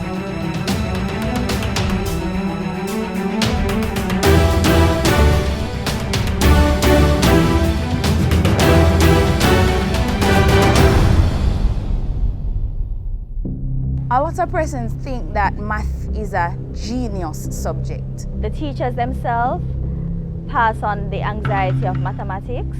They may have been told that mathematics is hard. And this is born out of the interaction they have with the teacher. A culture that is negative towards the subject. Mathematics, a beautiful yet misunderstood subject. Many Jamaicans have developed an aversion to the subject, with most describing it as difficult. The National Mathematics Program at the Ministry now has a mandate to improve the country's performance and overall appreciation for the subject. Through the support of the Education Sector Transformation Plan Learning and Teaching, a Japan-funded IDB grant, noted international math consultant Dr. Jennifer B. Williams was engaged to conduct a series of professional development sessions with our math practitioners, lecturers and heads of departments. There were two main objectives of the sessions. We really wanted to improve the knowledge and skills of the mathematics coaches, as well as the teacher educators who participated in the training. So by improving knowledge, we really mean we want them to know about the mathematics practices. And the second objective, I would say, was really to build a community of practice. The coaches would have had sessions with Dr. B. Williams that gave them a deeper dive into some of the practices. So we want to pass on some of what we would have learned through those training sessions. And also, if needed, engage pre-service teachers at critical points in their program. I benefited a lot. I was able to garner information that I could actually pass on to the coaches that I supervise. And it also gave me enough information that once in schools, I could actually see what the teachers are doing, if they were actually appropriate, and give guidance. Under the National Math Program, our goal is really to transform mathematics education across the entire system. And so we would need to ensure that we build capacity in our teachers' colleges. The sessions were quite engaging. We had gone through the various math practices as well as the mathematical shifts that can be used in our instructions.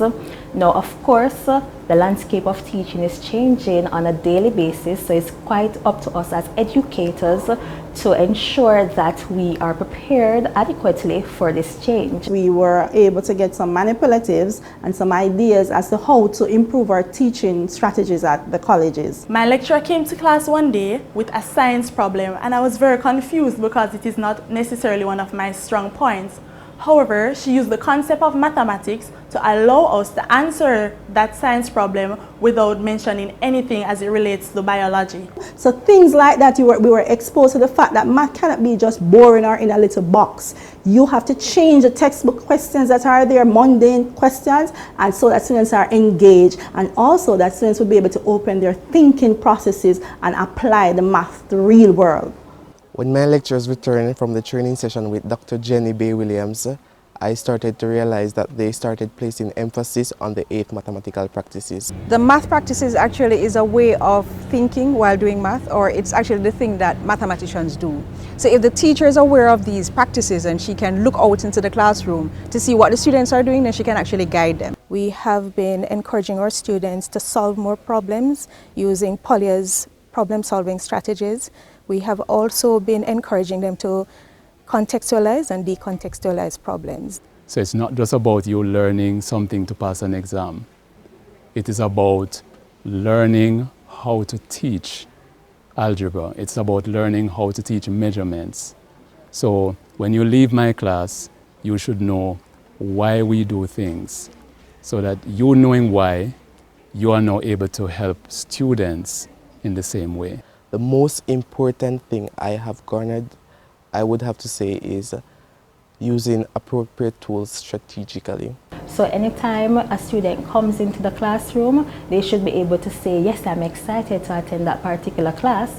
Why? Because Miss always come with something new. She always come with something innovative, and that is what we want to see in our classrooms. Training with the teachers and the teacher educators is focused on ensuring that they support students who are learning math in exhibiting the practices, which is how we are now assessing to see how much math learning has taken place.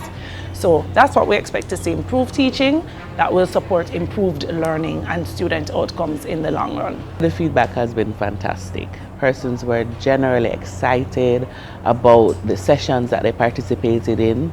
Initially there was some hesitance and reticence about what is this really about, but we noticed as the sessions continued, persons were really excited, really engaged in the sessions. Just the feedback from Dr. Bay Williams herself was positive because persons were very engaged and enthused about what she was delivering. They actually became more confident. So the sessions really helped them, especially the last session. A lot of persons came back saying that, yes, now I understand the importance of 1, 2, 7, and 8, which were kind of very technical at first for them. I want to thank the government of Japan and IDB for having given us the opportunity to get this training, because it has been helping our students and it has been helping us to improve how mathematics is taught in Jamaica. Awesome. So good to hear that, Dr. Troop, because we have been having this challenge a number of years. Dr. Troop, could you just share with our audience today anything on innovation that you want to leave them with as we conclude this session? Yes. I want to charge my instructional leaders. As you get yourselves adjusted to the new normal, we talk about here. Okay. Yes, I really want to talk to my instructional leaders, my principals. You have been trained. I know the National College for Educational Leadership, they have done a fantastic job with you. And if you have not been through any of the trainings, you can access those online. What I want for you to do, colleague principals, is to use this knowledge to inspire your teachers so they can innovate. There's something called the Innovation Lab that a number of our leading principals have developed in their own schools, where teachers are given the space to just brainstorm and to create and to experiment and to deliver. So this is what the Forum for Innovation in Teaching is about, where our teachers can showcase the excellences that they would have unearthed in the field, that they would have created, and that we would have benefited from through the successes of our students. So when I talked earlier about the teacher who went into the community and created a community, but that's innovation. When I talk about our principals and teachers who developed videos of welcome videos for school, now I know you have seen many of those.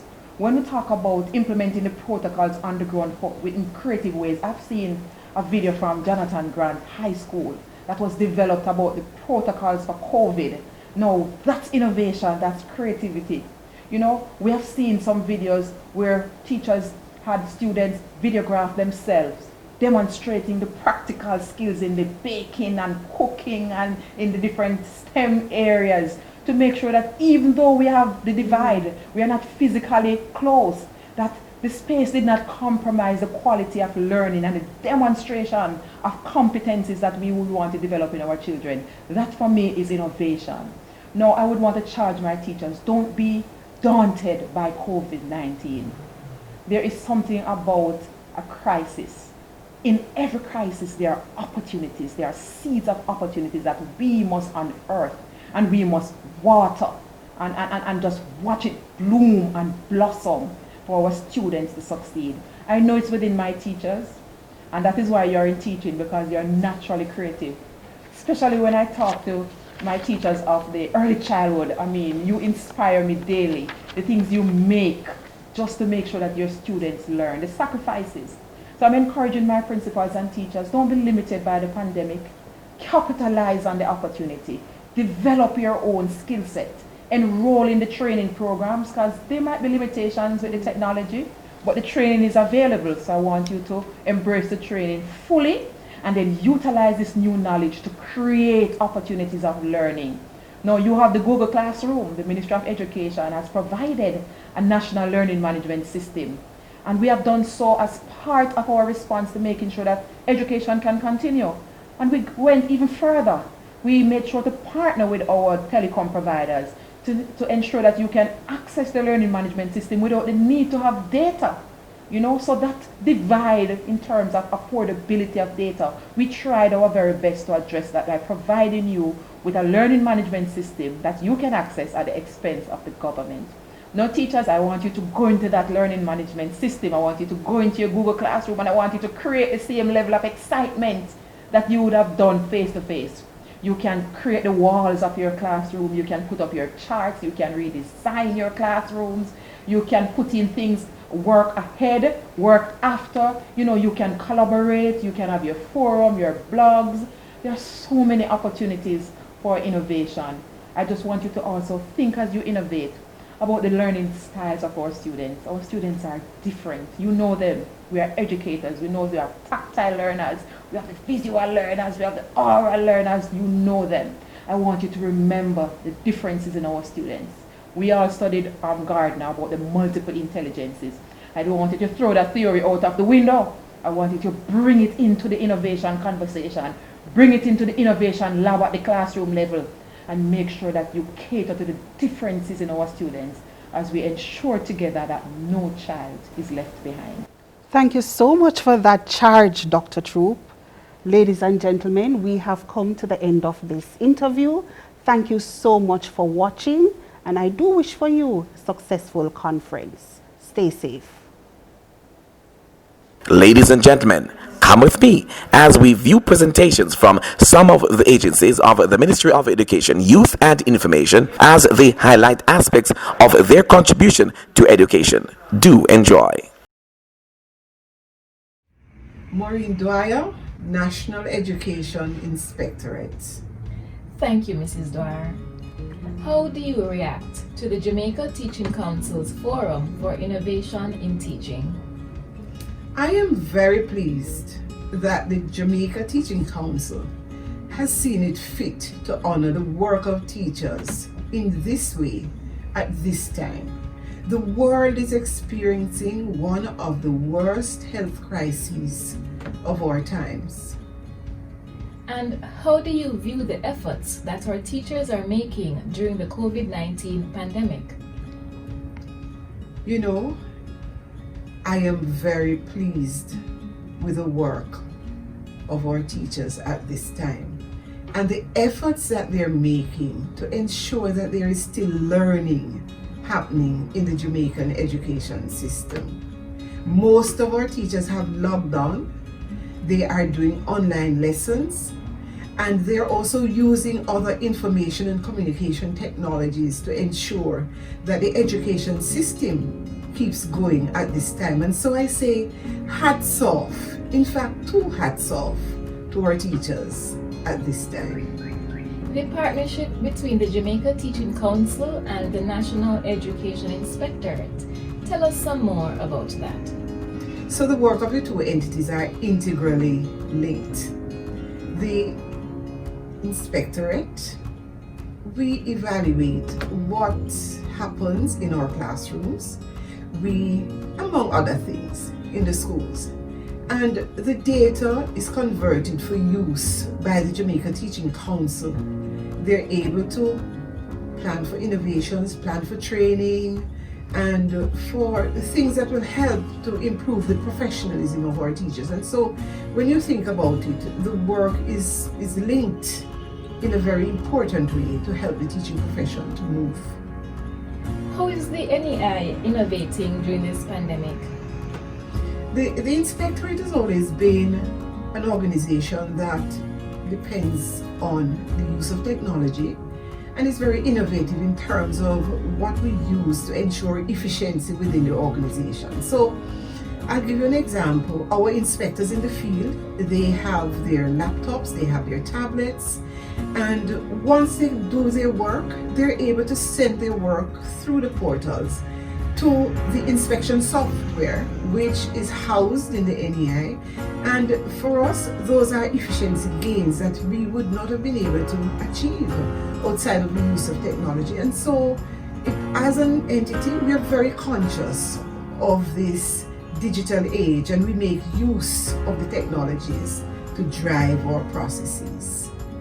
And what are your final thoughts for the JTC and Jamaica's teachers? the JTC was set up to guard the profession and to help our teachers to reach their highest level of professionalism. And so I would say kudos to JTC and kudos to the Jamaican Teaching Force. The only way I see is that we're going upward together. Thank you, JTC, for what you're doing to keep us going through this very difficult time. The following is a message from the Early Childhood Commission. Hi everyone, my name is Gregory Gentles, Manager of Information Technology here at the Early Childhood Commission. Now I'll be giving you a sneak peek of the innovative activities the ECC has undertaken over the past few years, and also outline our present activities. Let's get started. We are in the era of the fourth industrial revolution, a technological revolution which alters the way we live, work, and relate to each other. It represents a new chapter in human development, enabled by extraordinary technology advances equal to those of the first, second, and third industrial revolutions. These advances consist of merging the physical and digital world in ways that can create a huge opportunity for high efficiency and business processing optimization. At the Commission, this is no different. In an effort to lead the sector, we have been spearheading the activities to prepare and equip our ECIs and practitioners with the right tools. In 2017, with the help of our partners, the Commission started integrating the use of smartboards in classrooms across the island to slowly replace chalkboards.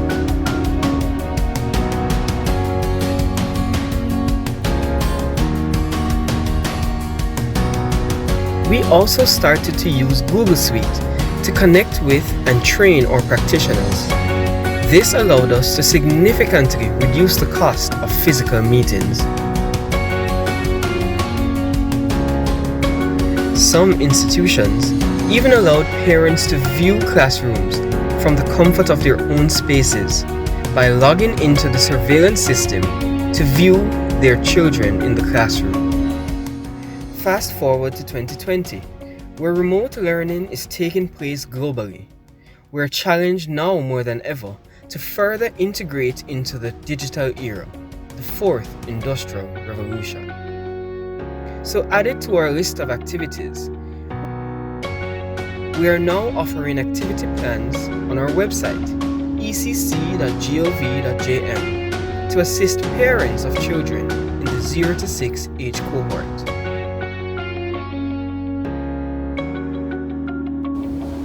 Now I'll walk you through the virtual classroom, the new way of learning.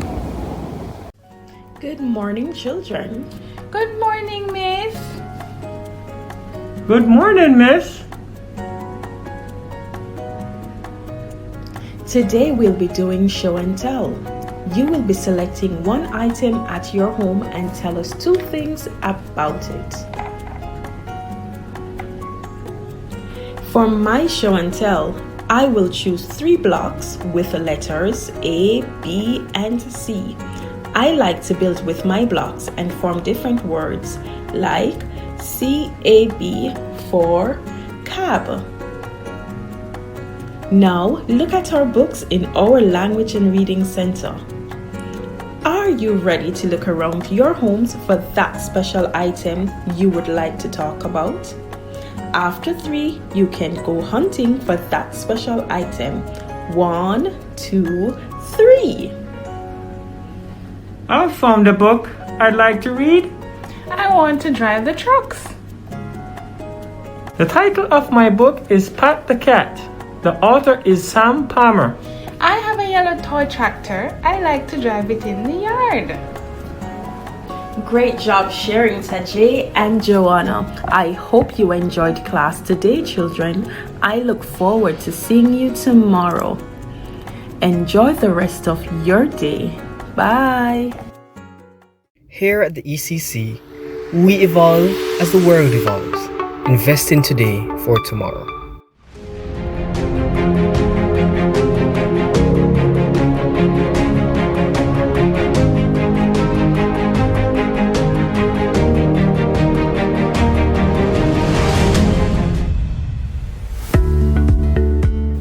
Tanisha Ingleton, Director Principal for the National College for Educational Leadership. We were born out of the Task Force Report on Educational Reform, which indicated, among several other initiatives, the need for a systematic identification, preparation, and certification of school leaders. Since its inception, the National College for Educational Leadership has been true to its mandate to prepare educational leaders to be more effective in their roles. We respond to all 7 administrative regions. We serve principals and existing principals and middle leaders in the private schools as well as the public schools.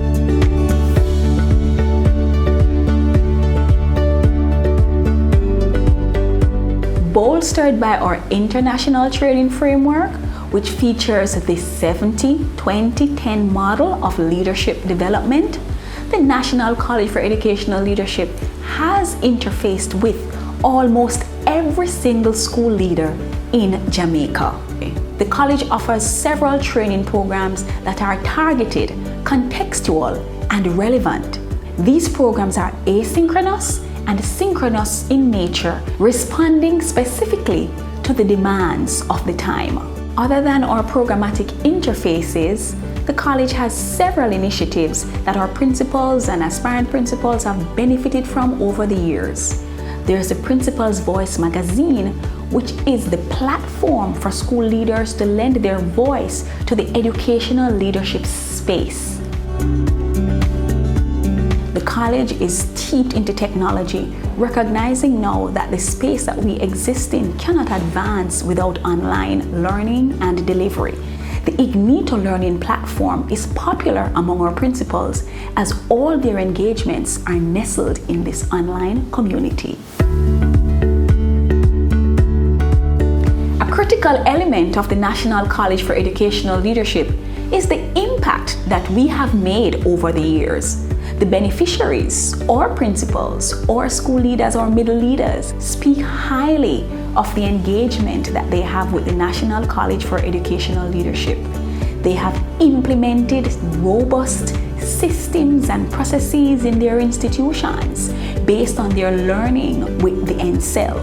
The report from the National Education Inspectorate showing the ratings of schools over the period 2015 to 2019 has indicated that leadership and management has improved by 22%. Stay with us as this world-class team tells you more about our learning products, initiatives, and offerings. The success of the National College for Educational Leadership is connected to its responsiveness to the learning needs of our school leaders, as well as to changes in the social context. And we do this through the design and delivery of customized professional interventions. Consequently, we have developed high-quality, targeted professional learning experiences for our school leaders that are fit for purpose. The program's division has taken a new trajectory in order to address challenges with respect to time and space, and this has allowed for greater flexibility and convenience for our school leaders. Accordingly, we have shifted to the blended modality, or to completely online, self-paced, asynchronous courses that are designed to address specific needs in our local context as well as in the global community. We have designed 2 courses in response to the COVID-19 pandemic. The first one is the Virtual Instructional Leadership course, which was designed to assist school leaders in the management and supervision of their staff on an e-learning platform. The course also helps them to embrace a new leadership approach in this pandemic called Maslow Before Bloom, and in addition to that, it exposes them to modules that will enable them to create e-learning experiences for their students while managing remote teams. And so to date, we have engaged close to 3,000 school leaders both from the upper management tier as well as the middle management tier of both primary schools, high schools, school leaders in the early childhood institutions, as well as those in private institutions. The second learning product that we developed in response to COVID-19 is called the 3R framework. The 3 R's in the framework represent regroup, recondition, and rebuild. We define regroup as the ability of school leaders to revisit systems and processes after a crisis. We also consider recondition as the ability of school leaders to reframe their mindsets after a crisis so that their staff and students and stakeholders will be able to continue without too many gaps in their operations. We define rebuild as the ability of school leaders to revisit systems, processes, and standards after a crisis. In order to design this course, the NCEL team visited schools across the 7 administrative regions. In these schools, we were able to take note of the different strategies that the school leaders have implemented in preparation for schools. And so we were able to explore topics relating to the new normals, such as classroom spacing and physical distancing, mealtime, and preparation. We looked at psychosocial considerations for both students and staff. We looked at health screening and also some of the other protocols relating to temperature checks, hygiene and sanitation, and so on. The school leaders feel so much more prepared now, and they have lauded the college for the timeliness of the project and also the fact that they have gotten the guidelines that they would have needed to supplement those already provided by the Ministry of Health and Wellness. A core feature of the online courses that we deliver here at the National College for Educational Leadership is the inclusion of local videos created with our own principals who have been doing very well in their schools. This is a deliberate move because we want to ensure that our participants not only see what their colleagues are doing in their schools, but they would also be able to adapt these strategies in order to address challenges in their local contexts. So overall, we continue to design and deliver customized learning experiences to address gaps in the skills and competencies of the middle leaders in our schools. One of our newest offerings, our Strategic Middle Leadership Initiative, has been developed to strengthen the middle tier leadership in all our nation's schools. Here at the National College for Educational Leadership, we believe that middle leadership is the conduit through which an organization's visions, goals, and objectives are transferred. It is against that background that we developed the Strategic Middle Leadership Initiative. The Strategic Middle Leadership Initiative was birthed through discussions between the NCEL and the Ministry of Education, Youth and Information to strengthen middle leadership within schools and strengthen those middle leaders at the operational level. Therefore, the program targets 4 main characteristics: improvement in operational execution, improvement in student outcomes, improvement in the delivery of teaching instruction, and improvement in the strategic analysis for school operations. The Strategic Middle Leadership Initiative is somewhat different from NCEL's traditional offerings, in that the Strategic Middle Leadership Initiative entails 4 short courses. These short courses are done over a period of 3 months, and each course has approximately 80 course hours, and they target the specific areas mentioned previously. So far, the course has gone into its pilot cohort and has engaged 154 active participants from 12 schools all across the island. We are looking forward to a full rollout in January of 2021. The Effective Principals Training Program serves the developmental needs of sitting principals, and it gives them the requisite skills, tools, and knowledge so as to enhance teaching and learning and operational efficiency. The Effective Principals Training Program is delivered over a period of 4 days. Following the 4-day interface, principals are engaged in a 12-week field experience in which they examine 4 areas from among those that they would have pursued, and they develop what we call a leadership development action plan. Following that process, they submit a professional portfolio for assessment, and a team of 2 assessors go into the schools for the review of the work that they would have done over the 12-week period. The training is highly interactive. It uses case studies and presentations and role play along with other teaching and learning methodologies. The Effective Principals Training Program is delivered in 2 rounds. Round 1 focuses on 8 modules and round 2 focuses on 9. Round 1, we're talking about improving boys' education, preparation for the new school year, quality educational leadership, towards a service-oriented school, human resource management, school planning and data management, roles and responsibilities of the principal, and school financial management. Having engaged with those modules in round 1, the principals will now examine modules in round 2, which focuses on safety and security in school, creating an accountable culture, managing media relation, records management, emotional intelligence, conflict and behavior management, school governance, procurement policies and procedures, and effective classroom observation. In addition to the training of local public school principals, we have trained private school principals through the Jamaica Independent Schools Association. To date, the college has trained over 1,075 school principals across all school types, across all regions, and we would have graduated over 100 principals in a presentation ceremony that was held in November 2017.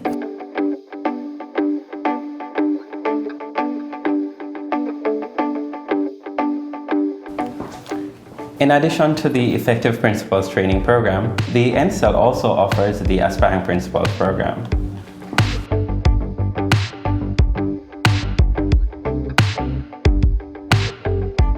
The Aspiring Principals Program is one of the flagship programs in the National College for Educational Leadership, and we take pride in the services and quality of what we offer to our participants. To date, we have trained 6 cohorts with a 7th cohort in training.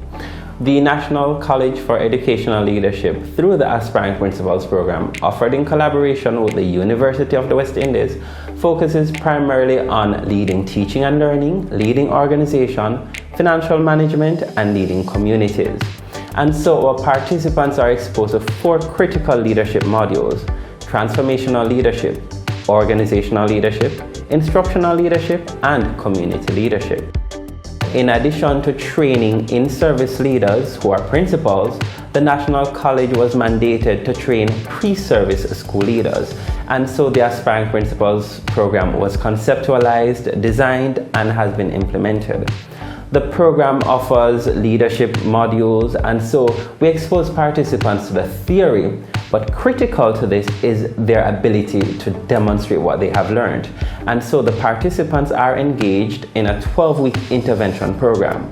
Through this intervention period, participants must conceptualize an intervention that tackles an academic or a social ill in their schools so that student outcomes can be improved.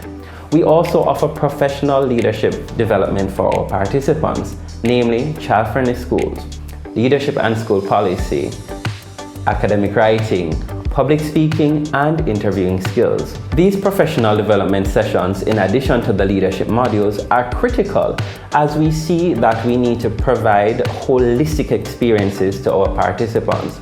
And so we realize that in keeping with our mandate of professional continuous learning, we seek to empower our participants through the various professional development sessions that we offer.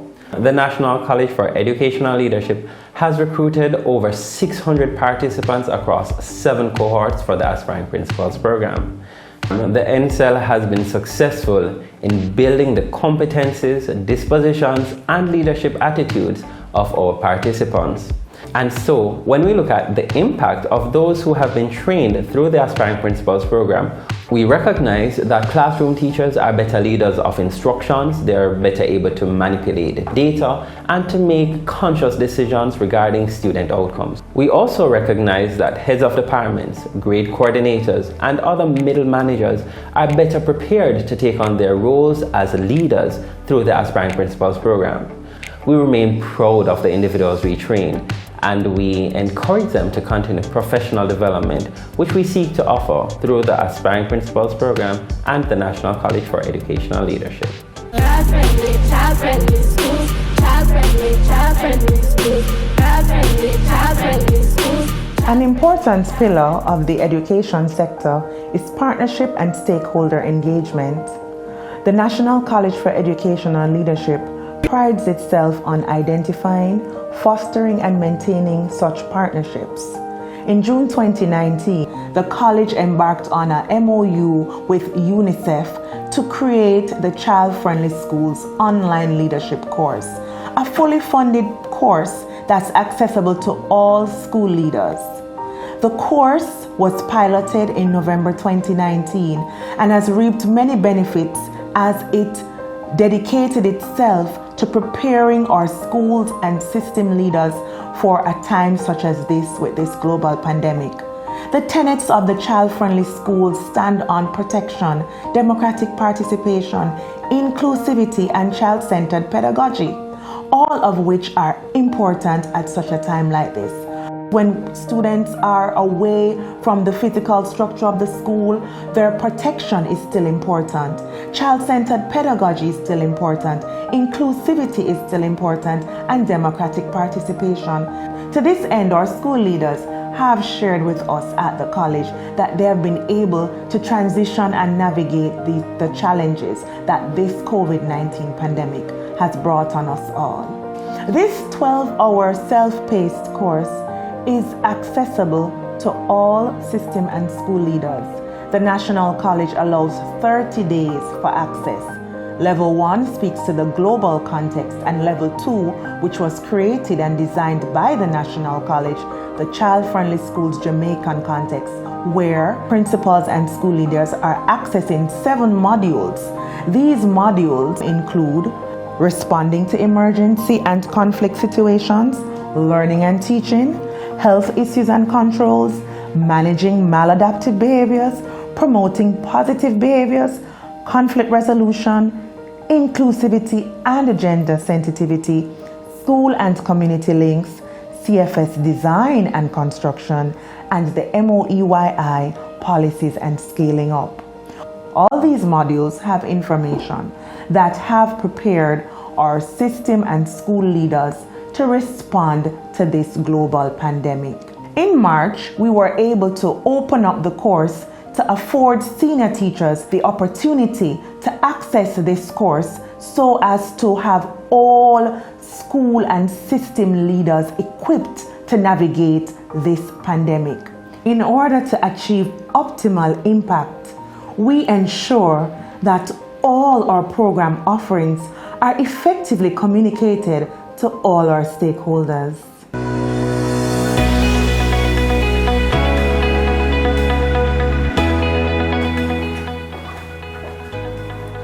It was James Humes who once said that the art of communication is the language of leadership. A critical component of an organization's operations and plans is the development of a targeted communication and marketing strategy. At the National College for Educational Leadership, we understand this concept very well, and so have been focused, intent, and strategic on providing you with relevant and timely information on our policies, work, programs, and initiatives. We are committed to utilizing cutting-edge technology and a multiplicity of communication strategies to increase awareness, brand resonance, and loyalty, as well as heighten customer experience and engagement. Over the years, we have increased our presence on social media with daily posts. We have engaged in radio and television interviews. We have conceptualized and hosted our leadership development webinars, blogs, video learning series, leadership conversations, and our print publications in the media. We continue to produce high-quality, creative, and innovative learning videos that are included in all our programs. So connect with us via social media on Facebook, Instagram and Twitter, or YouTube at NCEL Jamaica.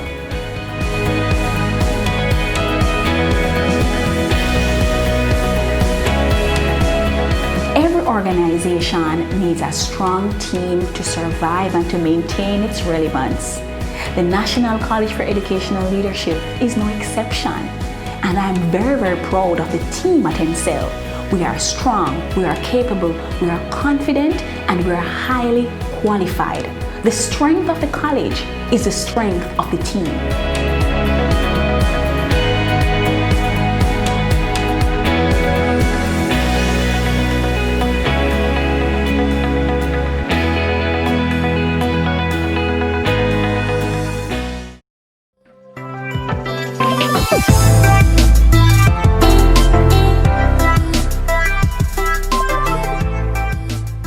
As an agency with the tagline, responding to today's challenges, creating tomorrow's opportunities, our aim is always to adjust and embrace the ever-changing educational sector. The COVID-19 pandemic presented a new challenge for the entire world, especially the educational sector. Schools were closed, social distancing protocols came into place, mask and constant hand sanitization become roped into the daily routine. With all these new changes to our way of life, the question now became, what would be the new norm? The Secretariat, along with our member institutions, has always had plans to offer our programs with a distant learning option. However, due to this pandemic and the economic and social repercussions that it has had, we took the decision to accelerate our plans and work to get the online platform fully available for students to engage in distance learning. Our online platform is built on the same ideal of a centralized system that has a standardized curriculum, examinations, and ratifications. So that everyone, from any community or geographic area within Jamaica, and even outside of Jamaica, will be able to access this online platform and be able to better themselves and their families through attaining a tertiary level education. We believe that this will bring about a change in the way that Jamaicans view tertiary education, and will cause a shift in the educational field, by being the leaders in bringing this type of learning to Jamaica. Our aim with this platform is to connect learners and instructors to bring the feeling of being in a face-to-face classroom setting. We realized that with this platform, it had to be able to allow users to be interactive and social. Students will have the opportunity to attend both asynchronous and synchronous classes. Asynchronous classes makes it possible for learners to log on to the virtual environment at any time, and download documents or send messages to teachers or peers. Learners and teachers experience synchronous classes as more social, and avoid frustration by asking and answering questions in real time. Students will also be able to hand in assignments and sit examinations on our platform. Also provided on this platform is a discussion board that learners and instructors can use to interact with each other, and be able to get real-time feedback, and assistance just as in a regular school environment.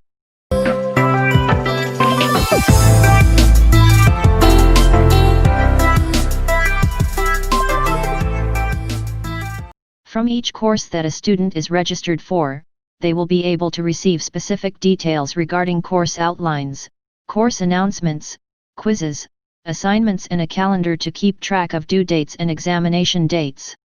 Learners will also be able to view recommended course resources and book a live consultation directly with their instructors.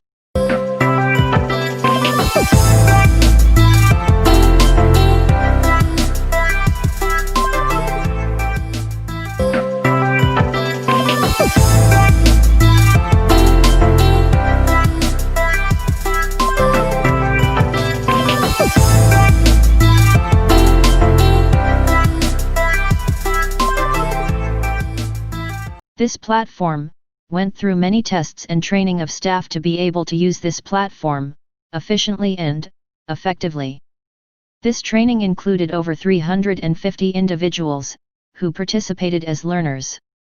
With the success coming from the training, the CCCJ has fully rolled out this platform for the academic year of 2020 to 2021, offering our bachelor and associate degrees in both business administration and hospitality and tourism management, making it available for students enrolled in all our member institutions. While we know this will be a welcomed change in our program delivery, we do recognize that internet access is still not accessible to a lot of Jamaicans, so we are not going fully online, and will still offer in-person programs, so that more persons can still access the same affordable and high-quality education that is offered by our institutions. We have always sought to be innovators, and transform lives through education, so that we can build our communities, and our workforce. We do believe, that with this platform, we are on our way to becoming, just that.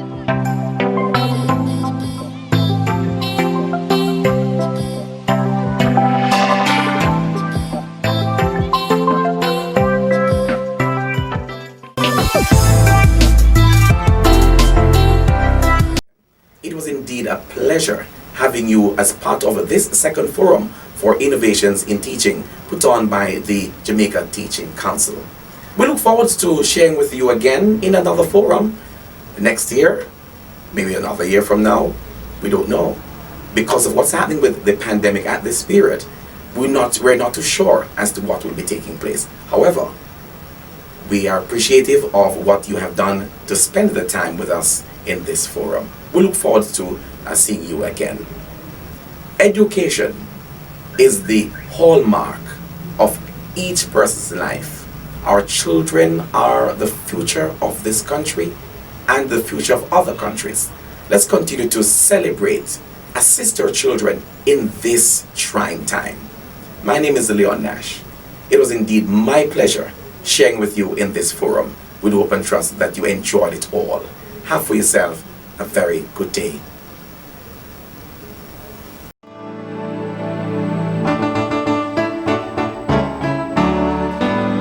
Now let us have a little talk with Jesus. Let us tell him all about our teach. He will hear their heart's desire and he will help them by and by. Now when you pull their thoughts together, he will make the learning better. You just have a little talk with Jesus, gets it right. Now let us have a little talk with Jesus.